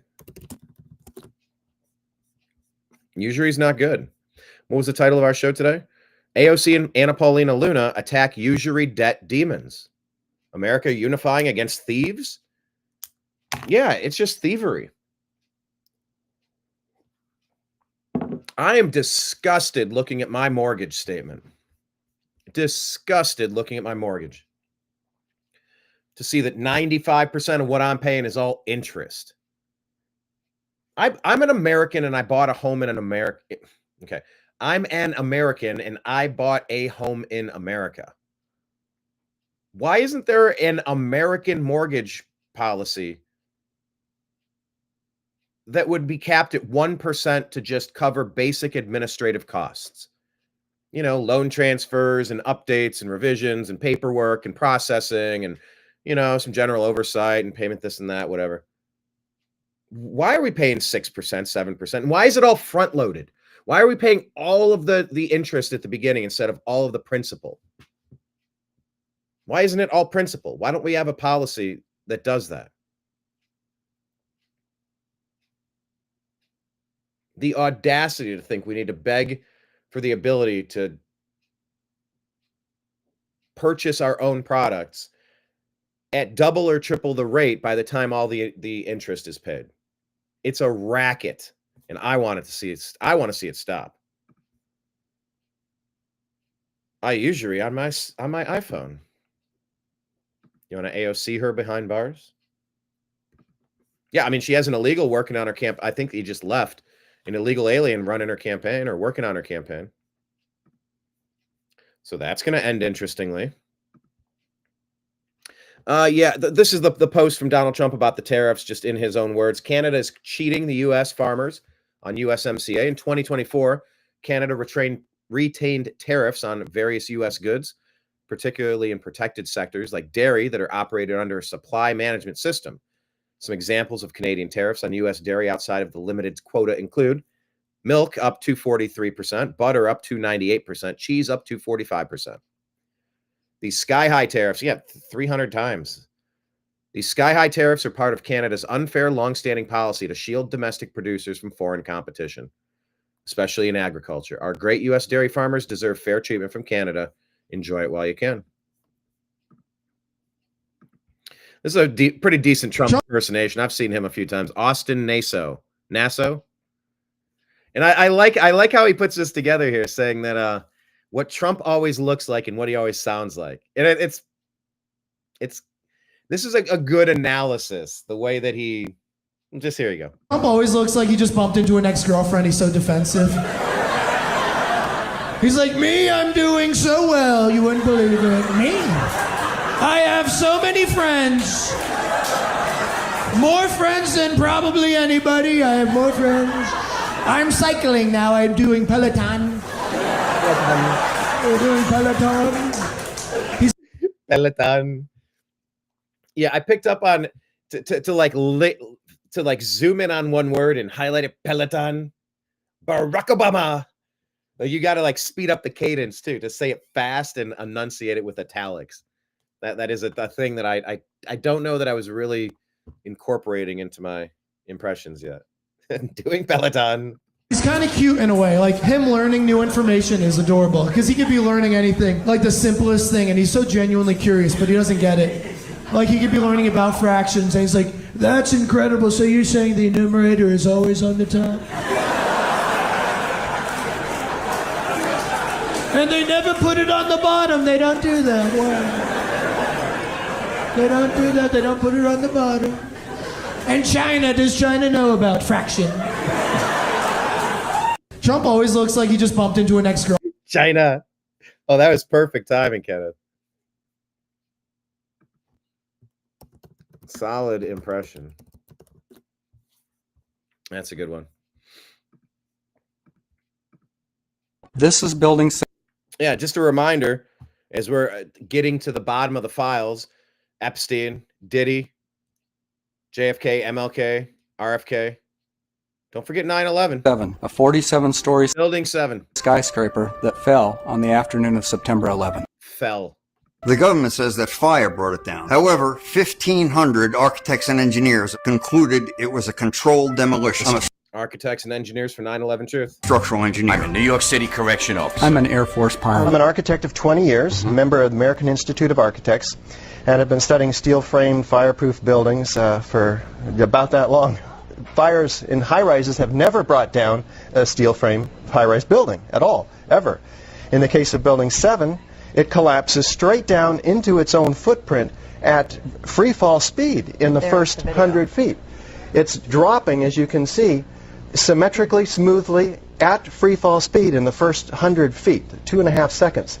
This is uncanny. There's 40,000 tons of structural steel designed to resist this collapse. World Trade Center 7 collapsed because of fires fueled by office furnishings. Office furnishings melted steel. It did not collapse from explosives or from fuel oil fires. I worked at NIST for 14 years. Anyway, you can go down the rabbit hole, and that's on our feed. You feel free to do so. Why can't I click on this? What's happening? It won't let me click. Okay. Experiences and expertise on this. We can use technology to investigate those. It wouldn't let me click on it. That was super weird. Please don't infringe says, imagine reading all these posts and then getting a bill from the IRS telling you that you owe money. No, the Navy has my money. Go ask them. Insurrection Barbie says $12 billion was allocated to the Navy for submarines, and not one submarine was built. $42.5 billion allocated to hook people up to high-speed internet, and not one person was hooked up. Where did your taxpayer money go? Yeah, ask the Navy. Representative Eli Crane says, the real question I have is why did Congress sit back and let the federal government become the mess that it has over the last few decades? They've been signing off on it the entire time, every step of the way.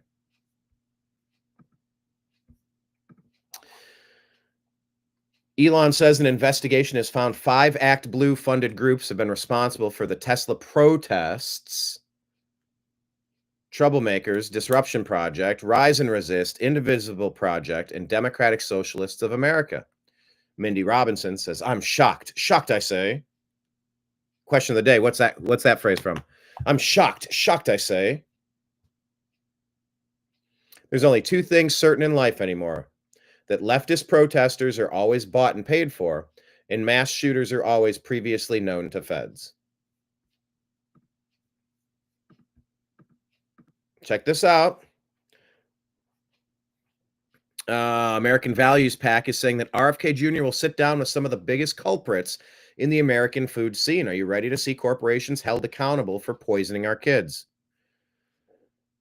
We're getting exactly what we voted for. Meeting with Pepsi and General Mills. Will executives take action before the lawsuits start? Awkward face-to-face with food companies. We call it responsible. Time to hold corporations accountable for harming American health. Agree or disagree? Hey, you're using our phrase. Yeah, like we invented agree to disagree. CNN is shocked. Shocked, I say. Anyone in the comments? Did you get shocked? Shocked, I say?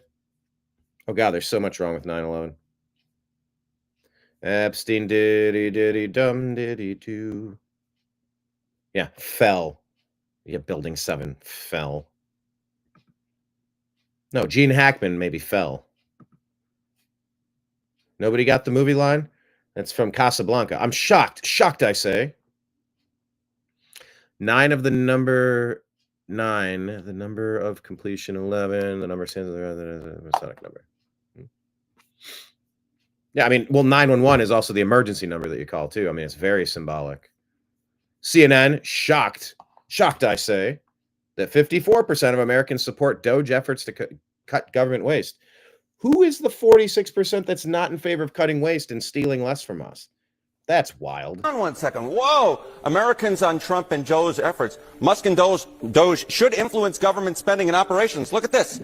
54%. The majority say that he and they should. How about approve of Trump trying to cut staff at government agencies? Again, you get a majority here. 51%. So yeah, Elon Musk might not be that popular, but these cuts and the idea of spending cuts, at least within the federal government and cutting at government agencies, that actually has majority support. I was truly surprised by this, Kate, but the numbers are the numbers. The most important difference.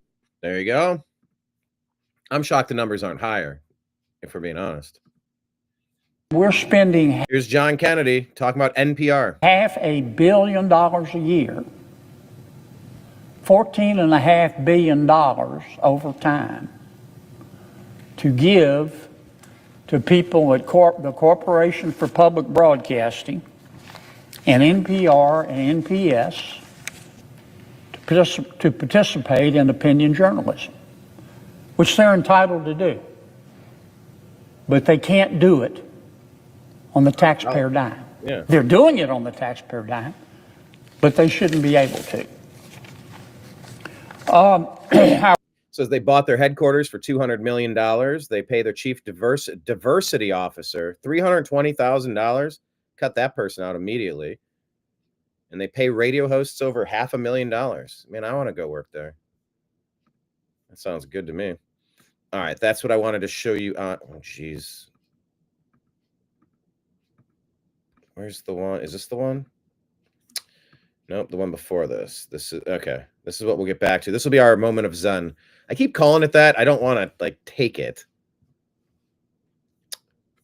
I don't want to take the phrase moment of Zen, but it is like the thing that I want to share. All right, let's buzz through the rest of the news here on X. Change the aspect ratio. Europe's top rights court backs Romanian election annulment. A sham ruling to protect the establishment. The European Court of Human Rights just rejected Romanian presidential candidate Călin Georgescu's appeal, refusing to overturn the shady annulment of last year's election. No real explanation, no accountability, just a rubber stamp for the elites. He won the first round of November 24 presidential race against all odds after surging on TikTok with massive grassroots support. But just days before the second round, Romania's constitutional court canceled the entire election, citing vague claims of Russian interference without clear proof. Holy shit, they're using the same exact strategy they used to take out Trump. Reject this, but back this Georgescu, kick these demons out of there. Go pound sand. Enough. We're not doing this anymore. Georgescu called it what it was, a coup d'etat in disguise. He took the case to Europe's highest human rights court, hoping for justice. Instead, a complete dismissal. A Strasbourg-based court rejected every single argument that he made. The right to free elections ignored. The right to a fair trial denied. Freedom of speech, assembly, and association not considered. The right to an effective legal remedy thrown out. So keep your eyes peeled on that. Elon says, what is this court and how can they annul elections. I don't claim to be a Romanian expert, but isn't that where the Tate brothers had to flee from? Sounds like there's tomfoolery afoot in Romania. Okay, there you go. Here's the Eric Trump thing with filing Miami-Dade County lawsuit against Capital One that I told you about. What do we want to tell you about? Yeah, Trudeau. After Trump called him out for trying to use the tariff fight to stay in power, Trudeau announced this is his last public appearance as prime minister. His own party just ousted him. Bye-bye, governor. But the context, by the way, Trudeau did announce his resignation in the final weeks of the Biden administration, stating he would continue to hold office until the Liberal Party elected a new leader to replace him, and the election of that new leader will commence on March 7. So that was yesterday. Mike Lee says we don't have voter ID because leftists want to make it easy to cheat, and non-leftists have failed to stand up to them by forcing passage of reforms like the SAVE Act. Look at all these countries that require voter ID because that's just common sense. The United States does not. That has to change. Lots of reports, Islamists in Syria indiscriminately attacking and torturing civilians, targeting the Christians, the Druze, and the Alawites of Syria. The silence from the media and international community is absolutely disgusting. I've seen some videos that I wish I could unsee. Tucker Carlson responds saying, as predictable as it is, it's still infuriating to see it. For decades, Bashar al-Assad protected minority religious communities in Syria, including the country's large Christian population. No one in the United States was allowed to notice this, and anyone who did was immediately denounced by neocons as a dangerous extremist. Barry Weiss declared Tulsi Gabbard monstrous and an Assad toady for noticing. But it was true. Assad protected the Christians. The weaker Assad was, the more Christians died. Yeah, that's the Obama doctrine, a hatred toward Christianity. Yes, I said it, but he is a Christian. Is he, though? The weaker Assad was, the more Christians died. During the years that neocons in the West backed the war against Assad, the percentage of Christians in Syria went from 10% to 2%. Now that Assad has been driven away from power, many of the remaining Syrian Christians are being slaughtered and their holy places desecrated. Barry Weiss and John Bolton haven't said a word about it. But no one who's paying attention can be surprised that it's happening. Neocon projects in the Middle East invariably destroy ancient Christian communities. From Iraq to Gaza and in many places in between. Can this be an accident? You wonder. You wonder. Gateway Pundit reporting, Trump Department of Justice fired the pardon attorney who was responsible for advising Biden on granting mass clemency to convicts, including violent murderers. Deuces. All right, consider this. You own a store. Your store gets robbed. Elon looks at the video footage of the robbery and tells you who did it. Now you want to arrest Elon? You're an idiot. Thank you, Kevin Sorbo. That makes sense. Yeah, I've been wondering why this hasn't been happening already. United Airlines, the world's fastest, most reliable Wi-Fi in the sky, Starlink, has officially landed on our first aircraft with the rest of our fleet to follow. That means you'll be able to stream, browse, and game just like you do at home. Nimbus must be in the other room, meowing. And Starlink will be free when you have an also free Mileage Plus membership. Make sure you're ready to connect. Yeah, why don't planes have this already? That's it. You want people calm and like you want a comfortable space when you're in the sky. Dr. Stephen Greer issuing an emergency warning to President Trump, the scientific technological elite that President Eisenhower warned us about, the military-industrial complex. They're gearing up to launch a mass culling under the guise of a fake alien invasion. Project Bluebeam. I could play it, but there's the topic. It's a 22-minute video. Go watch it. This is that picture, allegedly, of someone who looks just like Jeffrey Epstein at the island after he was allegedly offed in his jail cell. Shadow of Ezra says Attorney General Pam Bondi announced that the Epstein files will be redacted due to national security concerns. Why do the Epstein files need to be redacted for national security?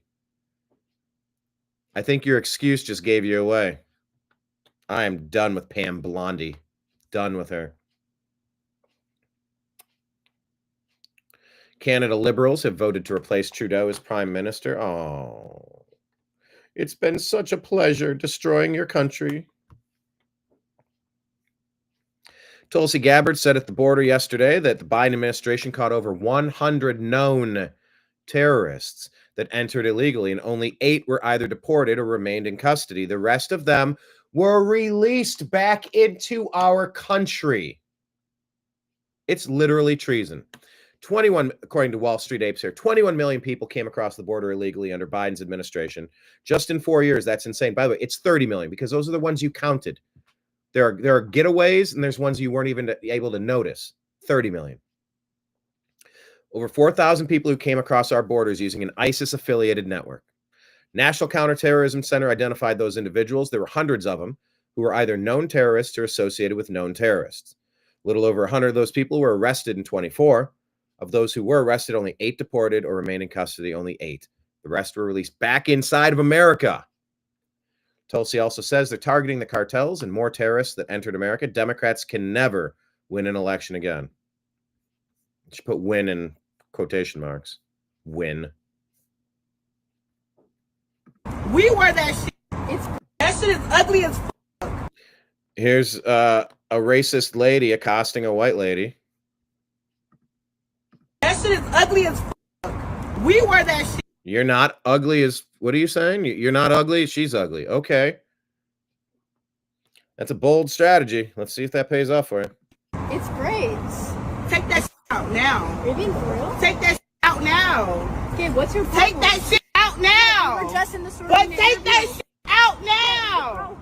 Take that shit out. That shit ugly as fuck. That shit is ugly though. Like, look at your fucking hair. It doesn't look bad. That's ugly. Hey, please stop following us. That shit is ugly as fuck. Yeah, people. Huh. Matt Walsh. Black people did not invent braids. White people have been braiding their hair for thousands of years. 2, white people can much more credibly claim that jeans, sneakers, electricity, cars, planes, refrigerators, air conditioning, etc. belong to us because we actually did originate them. Fortunately, for every other race, though, cultural appropriation is a nonsense concept. You don't get to claim ownership of the things that your race invented. Thank you, Matt Walsh. And screw this girl. Yelling at that lady. Get the hell out of here, you jerk. Ryan Fournier is reporting that there's an increasing movement of people calling for Adam Schiff to be charged and arrested over the Russian collusion hoax. I agree it's way overdue. So do I. Bobby Kennedy on with Rogan leaves him stunned. Let's take a listen. It might be a big week for Bobby Kennedy. So what do you think Wi-Fi is doing to us since it's everywhere and since everyone's experiencing, including you? What do you think it's doing to us? I think it degrades your mitochondria. And it opens your blood-brain barrier. Do you see anything online of how it could open up your blood-brain barrier? I don't know about how, but that it does. I found an article. I was trying to find the validity of it, but it has a statement on here. Damage to the blood-brain barrier. Radio frequency radiation exposure has been shown to affect the permeability of the blood-brain barrier, as well as altering the expression of microRNA within the brain, which researchers state could lead to adverse effects such as neurodegenerative disease. Whoa. How come we don't know that? And there's a doctor that did a study and said that it's been expanded on researchers in China, and there's a published article here, but I was looking around at the page and they call it leaky brain. The findings were followed by suppression, misinformation, and a shutdown of government-funded research in the United States. It's the same play. Well, there you have it. That's very concerning. So we got to get rid of Wi-Fi now? Shit. Time to wire everything back up, maybe?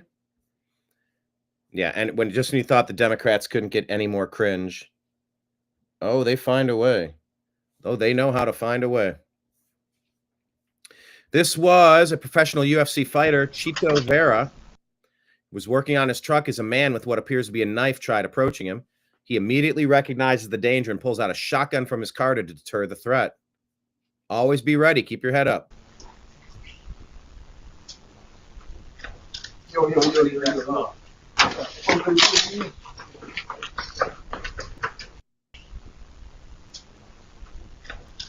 Imagine.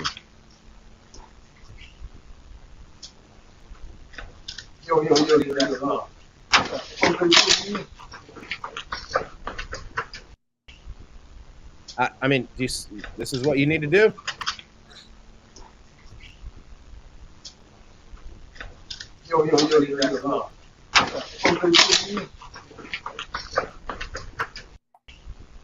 I mean, it's probably good that he didn't squeeze, but that was definitely a threat.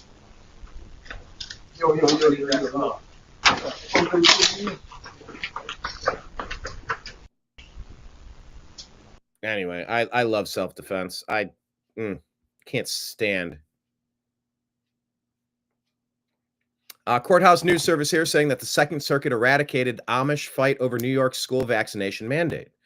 A New York state law requiring school immunizations does not violate the constitutional rights of Amish parents or their school-age children. These were Amish community schools, not public schools. And Scott Pressler here is saying these are forced vaccinations. Take it to Supreme Court. I agree.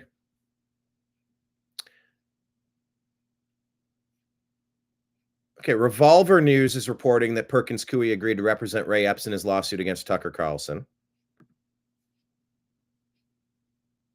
That just links to Post Sobic. Then it has a Revolver News story. Mike Benn says if you have a head on your shoulders, you'll be asking yourself, why is the DNC law firm highly connected to U.S. intelligence at the highest level agreeing to represent Republican, we need to go into the Capitol, January 6th insurrection poster boy, Ray Epps? Perkins Coie, DNC law firm, was responsible for, according to Jeff Carlson, Russia collusion hoax, Alpha Bank hoax, hired Fusion GPS, hired Christopher Steele in his dossier, election law changes, FBI workspace on site, likely access to NSA systems, Mark Elias and Michael Sussman. Good grief. This isn't a law firm. That's an insurrectionist firm. Riley Gaines. So she posts, Adam Schiff saying to Donald Trump, screw you and the horse you rode in on. The horse he rode in on is a majority of the American people. When will they realize that this tactic doesn't work? Maybe they never will. Jim Jordan, representative here, Jordan says, Hunter Biden's artwork. It sells when his dad is president. It doesn't sell when his dad is out of office. It's almost like people were trying to buy influence. Fed Reserve Vice Chair for Supervision Michael Barr resigned ahead of expected audit by Doge per Politico. Funding from USAID to Democrat-controlled NGOs stopped flowing in January. Around the same time, small dollar donations on Act Blue suddenly disappeared. By February 7, top Act Blue executives suddenly resigned. What did they know and when did they know it? Let's go get them. Rothmus here. Democrats are demented, genocidal war sluts. Jane, you demented, genocidal war slut. What's that from?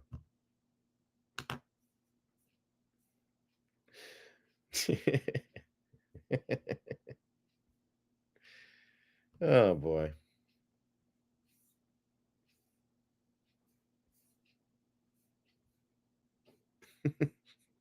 Project Blue Beam. Yeah, maybe a little bit later we can get into Project Jim Beam.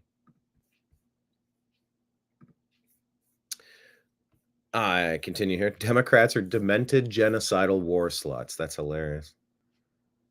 Tim Burchett stating he's willing to risk his seat in Congress to expose why government officials oppose Elon and Doge's efforts. Wall Street Ape says we've been lied to about everything. Tucker just interviewed this Qatari prime minister, and guess what he revealed? He makes it clear that they don't support Hamas, but have the office because requests from the U.S. The U.S. asked you to put a Hamas office here? They have asked us to open the channels. It was opened with full transparency and full consultation, and actually even requests from the U.S. Sounds like some behind-the-scenes nefarious things have been going on. Better check USAID. Megan Geiser, the infamous Slender Man stabber, who was sentenced to 40 years in a mental hospital, is set to be released by a judge after only serving 10 years. Morgan is reportedly now identifying as a transgender male named Ethan, is using a chest binder, and told staff to use male pronouns. This trans criminal is about to be on the streets again. This person is clearly not well. Gender dysphoria in and of itself is not a violent condition per se, but it is a delusion. And this person was also the infamous Slender Man stabber. Okay, so they don't have impulse control. And now they're suffering from yet another condition. Why would you let somebody out after 10 years when they're sentenced to 40? You don't release mentally ill people like this. The ones with violent track records. Make it make sense. So this came up, according to Legacy Media. Marco Rubio and Elon Musk had a knockdown, drag-out fight on Thursday, and Trump sided with Rubio. President Trump denied that, by the way. He called the reporter who asked that question a troublemaker. Maybe I have a clip of that coming up. French President Macron has enlisted an American crisis PR firm to lobby TikTok to take down any videos talking about his wife, air quote, Brigitte Macron, being a biological male. In one day, all 4 of the Becoming Bridget clips that we cut on TikTok were hit with strikes, and my account is now facing a ban. Real Candace Owens. Keep in mind that the Macrons refused to answer whether Bridget was born male in legal correspondence with Candace Owens' lawyer. Candace's videos have made huge waves in France, and it appears that Mr. Macron and Mr. Macron are in panic mode.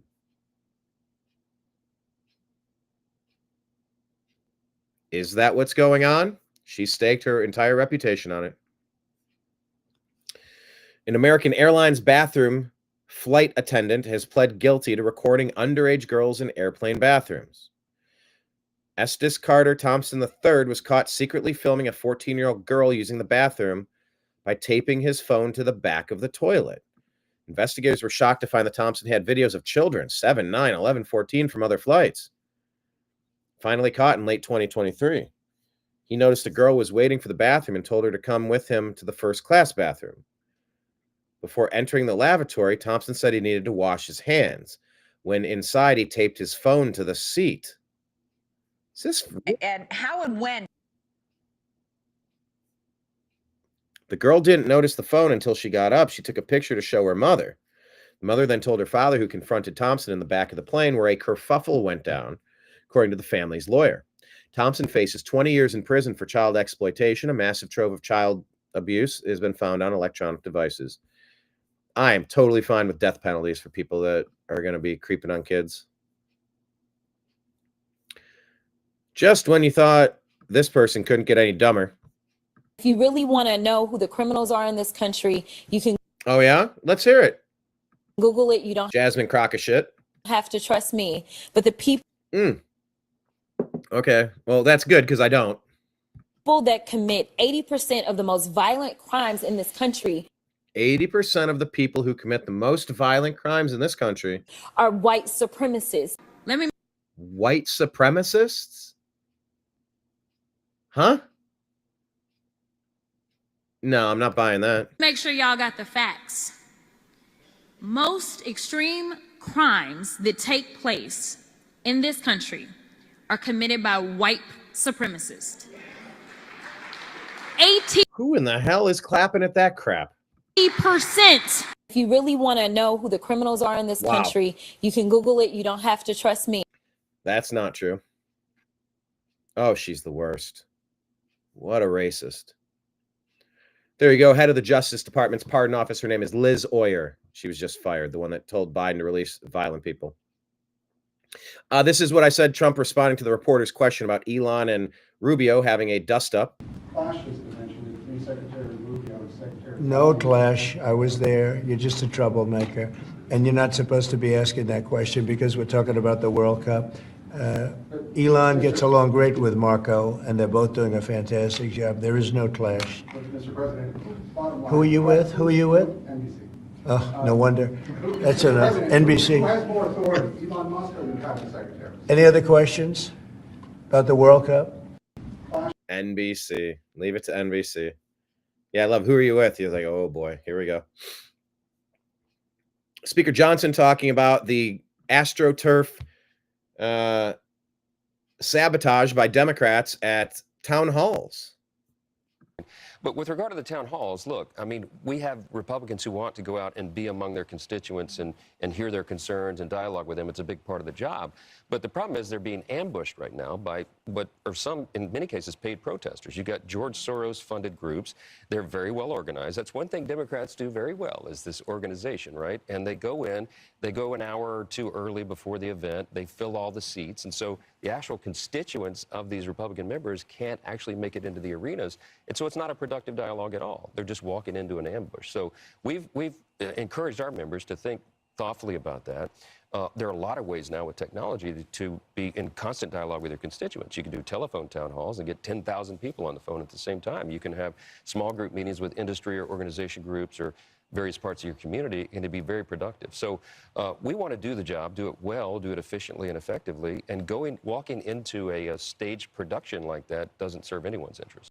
But with regard to the town hall... There you go.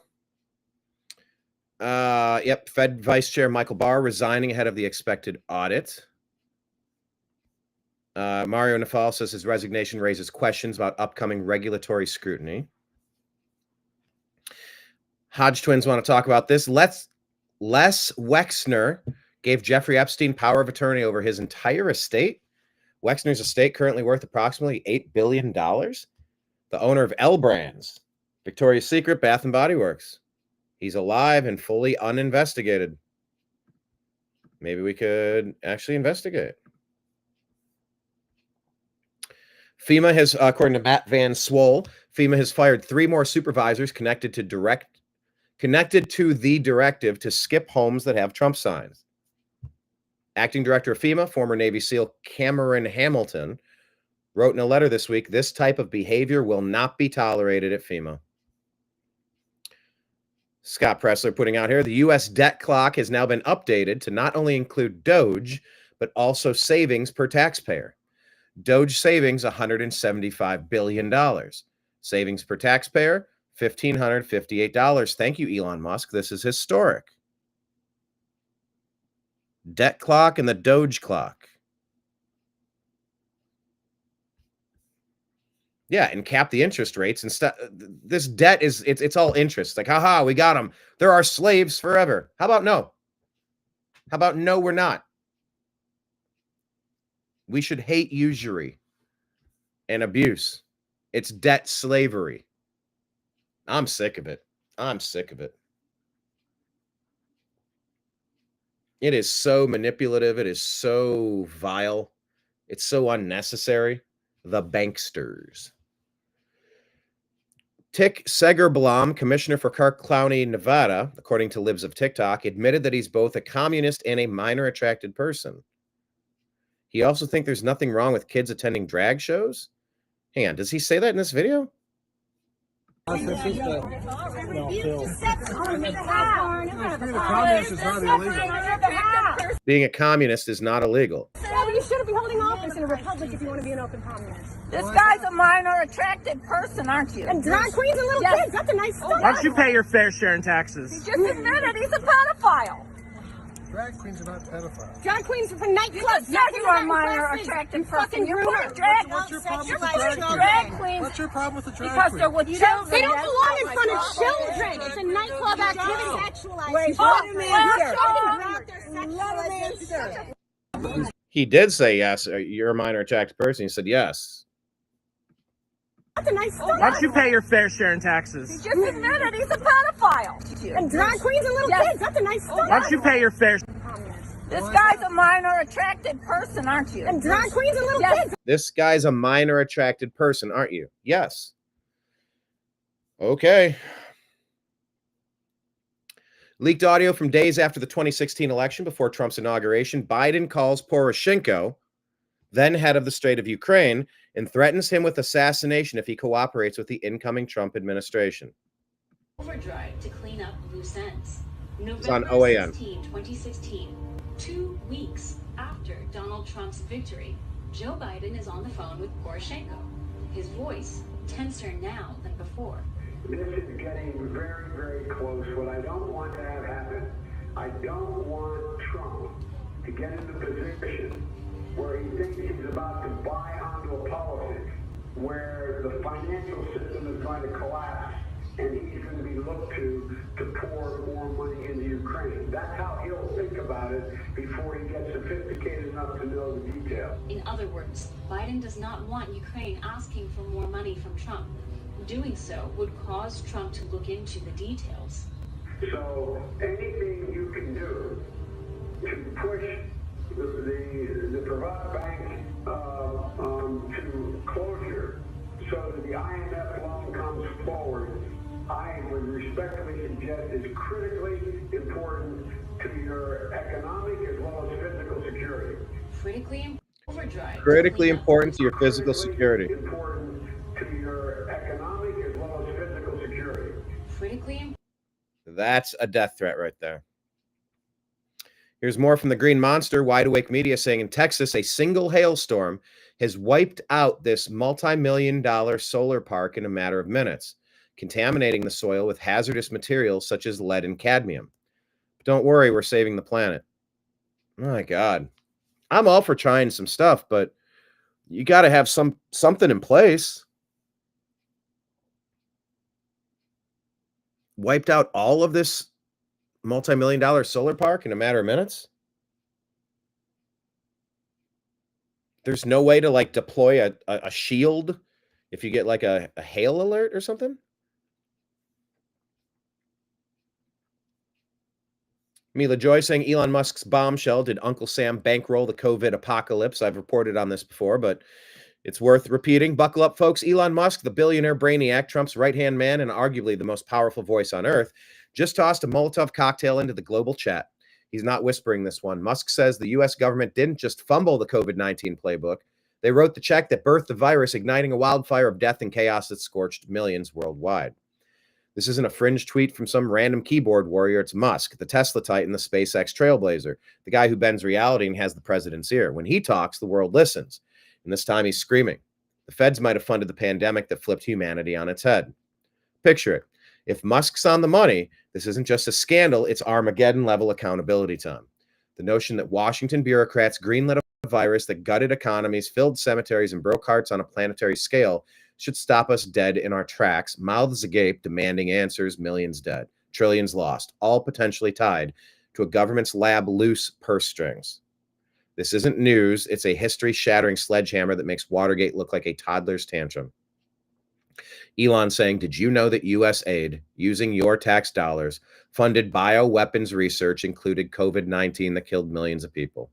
Kaneko the Great saying that U.S. aid funneled $53 million to EcoHealth Alliance, which then used U.S. taxpayer funds to support gain-of-function research on coronaviruses at the Wuhan lab. It's research that likely led to the creation of COVID-19. And then the CIA used deception regarding the origins, and it becomes much clearer. The CIA tried to pay off analysts to bury findings that COVID released from that facility. Never let this story go away. Never. Any odds and ends here? President Trump saying if Iran doesn't agree to a nuclear deal soon, America may have to go in militarily.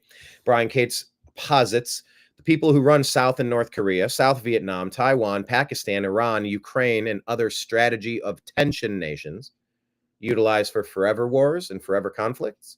They're not who you've been told that they are. These same people who also created AQ, ISIS, PLO, Hamas, Boko Haram. If you ever saw who was really creating these groups, funding them, arming them, picking the targets, a lot of you would shit yourselves in shock. Trump is going to expose it all before he's done. The CIA, MI6, ICS will no longer be able to do any of this from the shadows, dark to light, and that's a beautiful thing. What is this, Roger Stone? This appears to be an executive grant of clemency.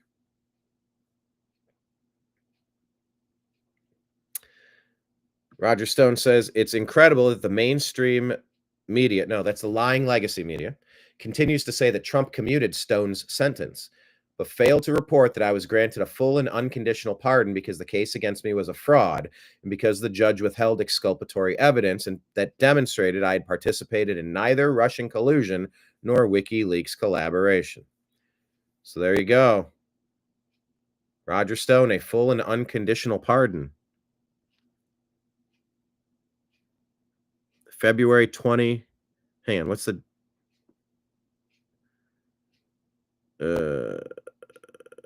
this 23rd day of December. Oh yeah, that's just okay, so that was from back then. Xavier Worthy has been arrested. Assault, family house, meme, impede breathing circulation. Former Texas star wide receiver and Chiefs wide receiver Xavier Worthy arrested Friday night, Williamson County, Texas. Criminal charge of assault against a family or household member by impeding their breathing or circulation. We'll see how that plays out. Accusations are accusations. Let's see if he's charged. Let's see if he's found guilty. Anybody can accuse. We all have a presumption of innocence. All right, Fox News is reporting this story. This seems almost unbelievable. Agriculture Secretary canceled a $600,000 grant for a study on menstrual cycles in transgender men. Secretary Brooke Rollins said the insanity is ending and the restoration of America is underway. I can't even read it to you. We're just saying, is this a real story? Someone greenlit this? There are no menstrual cycles in men. I can't believe I had to say that. I'm tired of talking about water being wet. Uncommon Sense here, showing this picture allegedly of Epstein, allegedly after he was allegedly found to have hung himself with a paper towel. There are only two possibilities. Either Epstein is alive or Epstein was murdered. We all know Epstein didn't off himself. We all know Epstein was working for Israeli intelligence and alongside Jews within our own government to blackmail Western politicians. Given that background, let's dig deeper into who helped him escape alive or who helped take him out. Look at the evidence and decide for yourself. Yeah, the Israeli connection is massive. Mossad, CIA, were they working together? Was like, what is the story and why are you hiding it for national security? And if our national intelligence agencies were behind it, that is a grave, clear and present threat to our country. And for the national security of our country, we have to admit it and we have to get to the bottom of it. So there's a thread here to consider from Uncommon Sense. Pam Bondi confirmed the people who abused kids are safe from prosecution forever. There's some dark stuff here. And I don't want to look at this again right now. But it's there. Here's the people teaching your kids if you live in Wisconsin. What say you? My pronouns are they, them. Okay, you're one person. Or at least that's what I share with people most often. But for this particular meeting, I will come out fully as saying that my pronouns are she, they, him. This, that, and the other. Now, I don't... Okay, look, this is... A traffic light has red, yellow, green. You can't be all things. You can't have all lights illuminated at the same time. And this is a teacher who's poisoning the brains of your children. Usually go into that because it becomes a quite interesting, delicate conversation about what it means to be a man, what it means to be a woman. And I get that. That is a conversation that we don't generally have as young people or even as adults in our current culture. Fair enough. So I will simply say what I told my 60-year-old father, who was also born and raised in the Madison area, like myself. I asked him, do you know what it means to be a man? And to his credit, he said, No, I don't. And then I asked him, do you know what it means to be a woman? And again, to his credit, he said, no, I don't. And then I looked at him and I said, yeah, that's pretty much it. That's where I land. I land at an understanding that my womanhood, as I was assigned at birth. You weren't assigned womanhood at birth. Your ovaries, your vagina, that determined your sex. This gender fixation is not very helpful. It's confusing. You can't say you're they, you're one person. Having multiple personalities is called schizophrenic. They were trying to push this stuff onto me 30 years ago. And I sat there in a class that I was mandated to attend. Jaw open, head shaking. I couldn't believe I was paying for that education. Couldn't believe I was paying money for it. 25 years ago. We got to set this stuff aside and get back to reality here. Does not come from my ability to produce children or to behave in a feminine way. And my manhood does not come in the form of my genitalia, for that can be lost too. No, your biology is how you're born. That's it. And so these teachers that have warped the brains of these people who are then warping the brains of the children, I just shame on the whole process here. I'm not in favor of bullying people. I'm not in favor of harming people. But you're actually harming people by giving them these ideas and setting them loose in the world saying, hey, this is the new common sense, because it's not.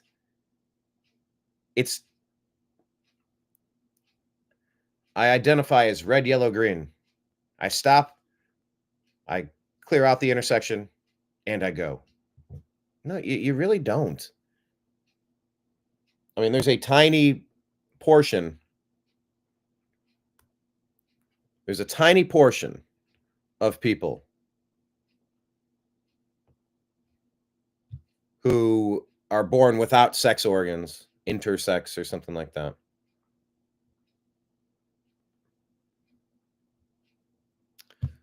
The rest of us, yeah, you're not assigned that at birth. You have the XY chromosome or you don't. If your chromosomes include a Y in sports, you must compete with guys. That was my phrase. I think it was pretty good. But there is a discussion to be had about gender identity and understanding of what it means to be part of the LGBTQ community. No, it's just if your chromosomes include a Y in sports, you must compete with guys. That's it. And that's not to make fun of anybody. That's not to harm anybody. That's not to do anything other than giving the girls a space where they can compete in sports. Hi, buddy. He's pretty, Nimbus is pretty good at finding me right as I'm wrapping up the shows. I don't know how he does it, but he does. Let me scoot the phone, bud. They're saying that Doge is saying that the government spent $8 million painting Black Lives Matter on the street in Washington, D.C. Did you know that, Nimbus? And the math isn't mathing. That's paint. What does $8 million of paint look like? That doesn't make any sense. Liz Churchill talking about harm from stuff you inject. Check that one out.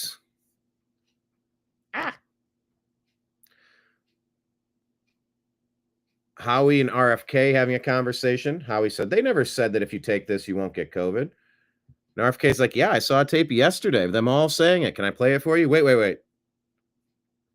You know, some people just, they don't have a grasp of where things are. And even when they're shown it, they don't want to address it. Howie Mandel being one of them.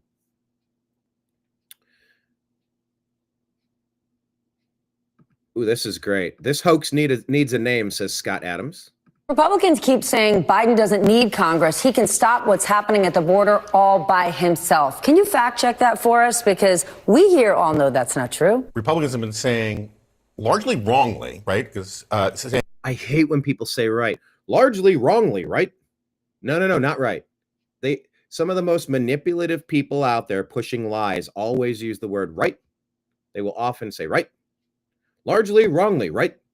No. saying that the president can close the border unilaterally on his own. The president actually doesn't have the authority under law to do that. There's only so much President Biden can do with executive action, and he liars. Did try. No, he didn't try. To do whatever he could. They actually are doing everything they can. The president's hands are tied. There's only so much that he can do. President Biden has issued certain executive orders, but there's only so much he can do within his purview. What an intractable problem this is for the president with no easy solutions. No easy solutions here. There are no easy solutions here, folks. Whoa. The president and Jeez. No, it was always an easy solution. Turns out you didn't need new laws, you needed a new president. That might be the second best thing Trump's ever said in his campaign. The other one saying they're not coming after you, they're coming after me. I just happen to be in the way. Here, Nimbus, we'll get you on the screen a little bit more. There you go. Here we go.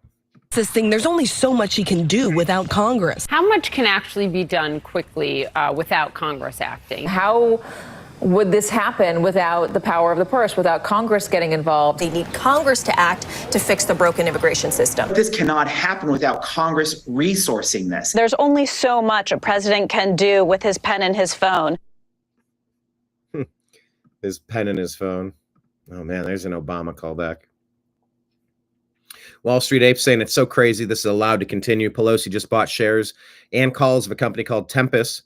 Just 17 days later, the stock skyrocketed and her investment increased 213%. Pelosi's $75,000 purchase turned into $235K. She made $160,000 in 17 days. There you go. There's a stock tracker. $235,000, a 213% gain since we disclosed it a couple weeks ago. Trades like this are exactly why I tell people that until they outlaw trading in Congress, they should be checking QuiverQuant every day to see exactly what stocks members of Congress are buying and selling. Because at the end of the day, they have access to information that the public doesn't, which gives them a huge edge in the market. Good luck, and until next time. I need to do this. I just haven't done it before.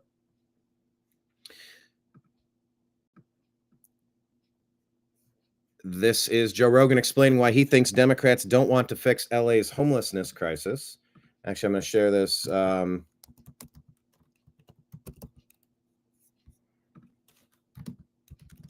you agree with @Joe Rogan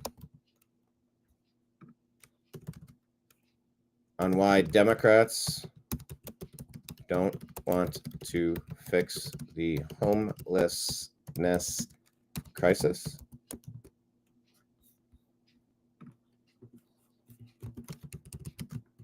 Agree or disagree?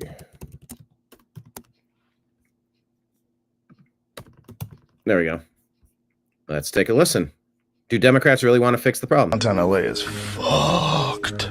There's so many homeless people down there. My friend Coleon Noir is a lawyer, and he was in San Francisco talking to them about it.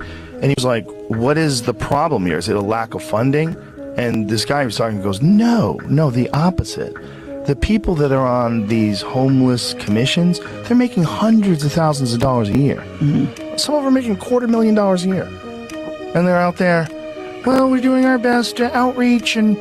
To be fair, $250,000 a year is basically staying at poverty level in Los Angeles, but... Give them safe crack pipes. Like, it's madness. If the homeless problem goes away, they don't have a job anymore. So it's like the pharmaceutical industry. If you actually treat the problems and you get rid of the conditions, then you can't sell the medicine. You can't make all that money forever. What are they going to do? They're going to make sure it's manageable. And, well, we need more funding. We're very close to cracking this problem. We're going to need more funding. And they just keep getting more funding. Downtown LA. That's bad. Elon posted an interesting thread about federal agencies having to till today to justify their use of 10 major consulting firms.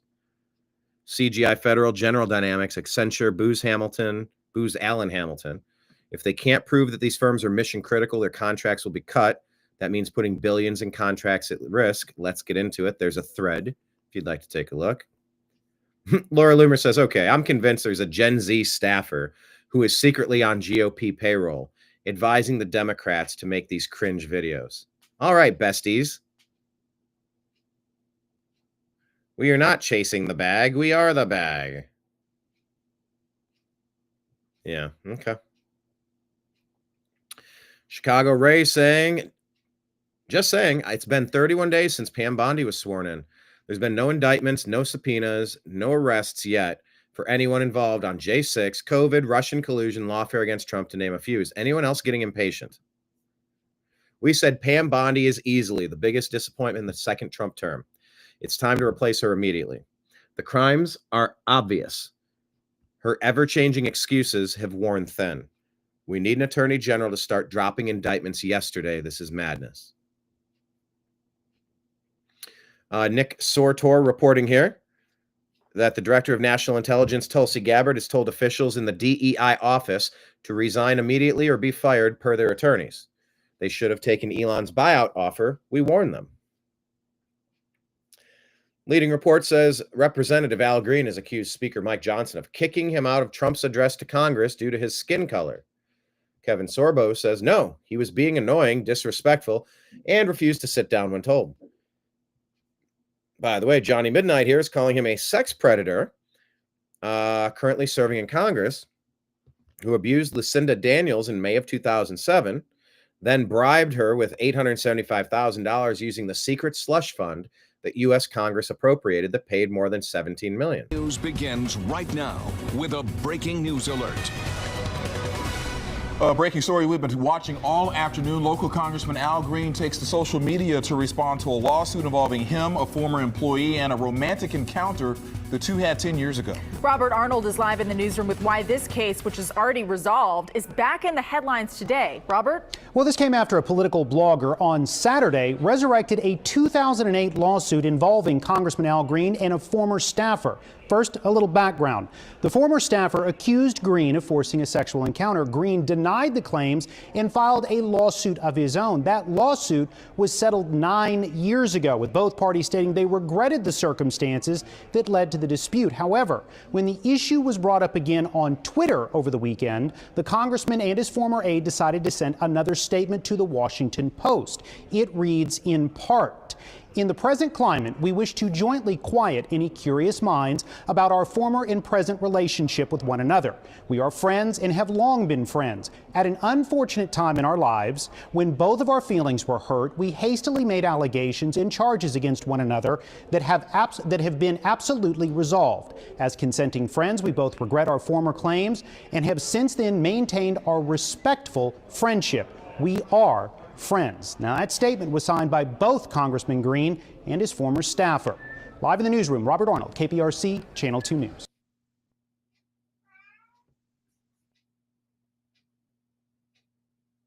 There you go. And this is $875,000 in 2008 with our taxpayer money, allegedly. That's who this guy might be. Mayor Wu in Boston, according to Tom Homan Borders our commentary. It is not a official page. Or is it official? I need a little clarification on when I have the official page. Mayor Wu has taken the liberal mind to an entirely different realm. She's now openly refusing to arrest anyone who deals narcotics. You can now expect dealers to take bolder risks more often in an effort to get your kids hooked. And all thanks to... What are you doing? Hey, what are you doing? What?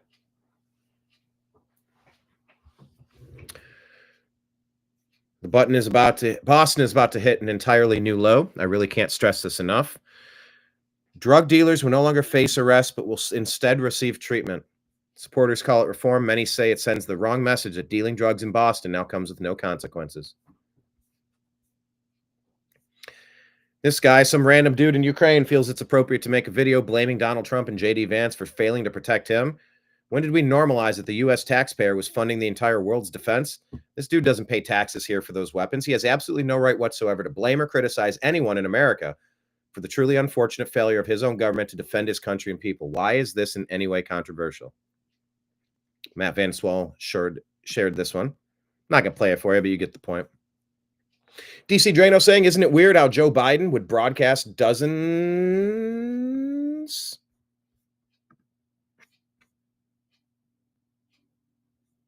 Yeah, it does look like Al Green lives in a cave.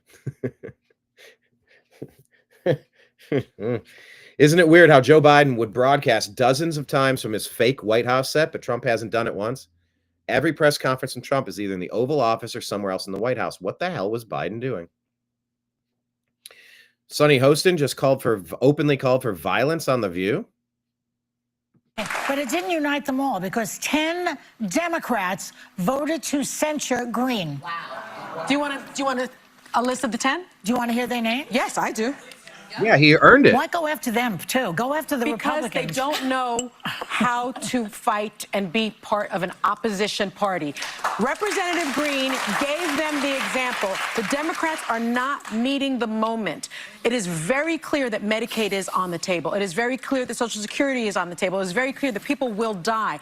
The baby boomers, the civil rights generation, they knew what they had to do. They were willing to fight and die for their rights. This generation of Congress, they are not meeting the moment. This is an existential crisis.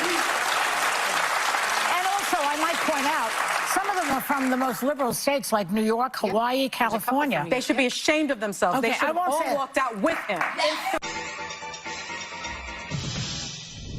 Yeah. Awesome. Imagine saying like, oh, we need to be more like Al Green. No, we don't. No, we don't.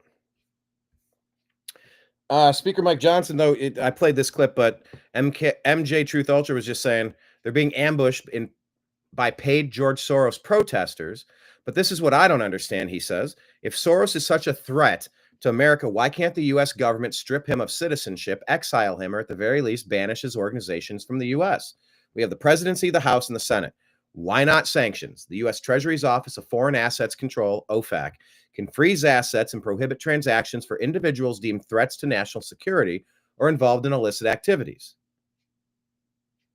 His open society foundations have been barred from operating in Russia, Pakistan, Turkey, and his home country of Hungary. So why is his money still allowed to operate and influence our country?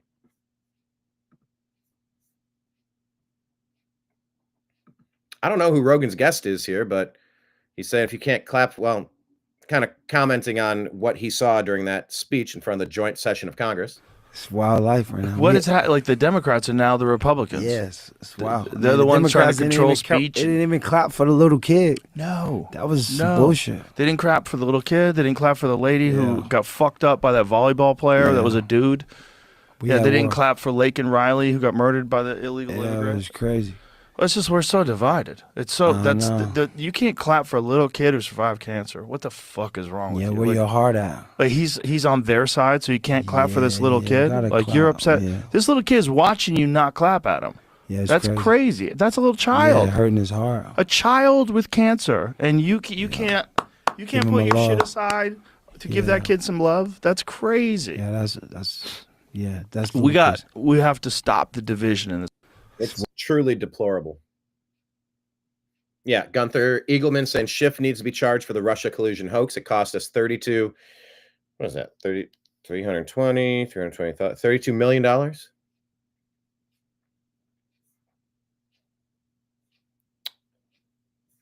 All right. That's what I had to share.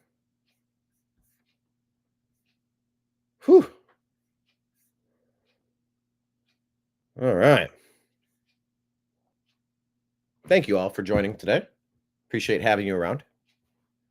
Yeah, terrible people on The View. Terrible, terrible, terrible people on The View. I agree. They're not clapping. I hope they get the clap. All right. Well, that's all I had to share with you today. The news as I found it. I'll be back either tomorrow or definitely Monday again. And at some point, this show may move into the evenings. Hasn't happened yet, but if it goes to the TNAM PM show, let's be prepared to handle it at that point. But for now, the mornings have been working, or the late mornings, Early afternoons have been okay. But yeah, it's the weekend. Get outside, get some fresh air, get moving, get some exercise, get some stuff done, cross some stuff off the to-do list, a little bit of spring cleaning. And yeah, I encourage you to have a great time this weekend. Thank you to everybody in the chat room, David, Kenneth, and everyone else. Please hit like, please hit subscribe in all the places. All those places are. We're on Signal and Telegram at TNAM and TNAM Chat, TNAM. We are patreon.com/The New American Media, PayPal at Fuzz Installment, Venmo at Brian Engelman, Cash App, Brian Engelman if you'd like to contribute to the show. YouTube, Rumble, Truth Social, Instagram, and Facebook are The New American Media. The New American Media. Link up with us on Rumble, YouTube, Truth Social, Instagram, Facebook, please. On X, we're at American_media_. I believe I'm going to be addressing our homepage at thenewamericanmedia.com sometime soon. Hopefully, maybe, sort of. It's just kind of like an extra step. But then again, I do have full control over it, and I know I need to, but it's just not the number one priority at the moment. But yeah, if I were ever banned unilaterally off social media, come find me on the New American Media. I would prioritize it at that point. But yeah, link up with us in all the places. Check out some of our archive. Hit like, hit subscribe, do all of those things. Grab one of our shows and share it to a couple people that you think are simpatico with normalcy, with intelligent critical thinking, humorous anecdotes, and just a general curiosity about the world. We're trying to grow. And you are the evangelists to take our message out to the people in your social network, your friends, your family, your coworkers, people, neighbors. One's like, you know, you might like this show. Let me shoot you a text. Here's the thing. If you could hit subscribe, it would mean a lot because it does mean a lot. So I'm going to sign out for now. Thank you, David. Thank you, Kenneth. Thank you, everybody out there in the TNAM universe. I appreciate you. And we'll talk to you again soon. Peace out.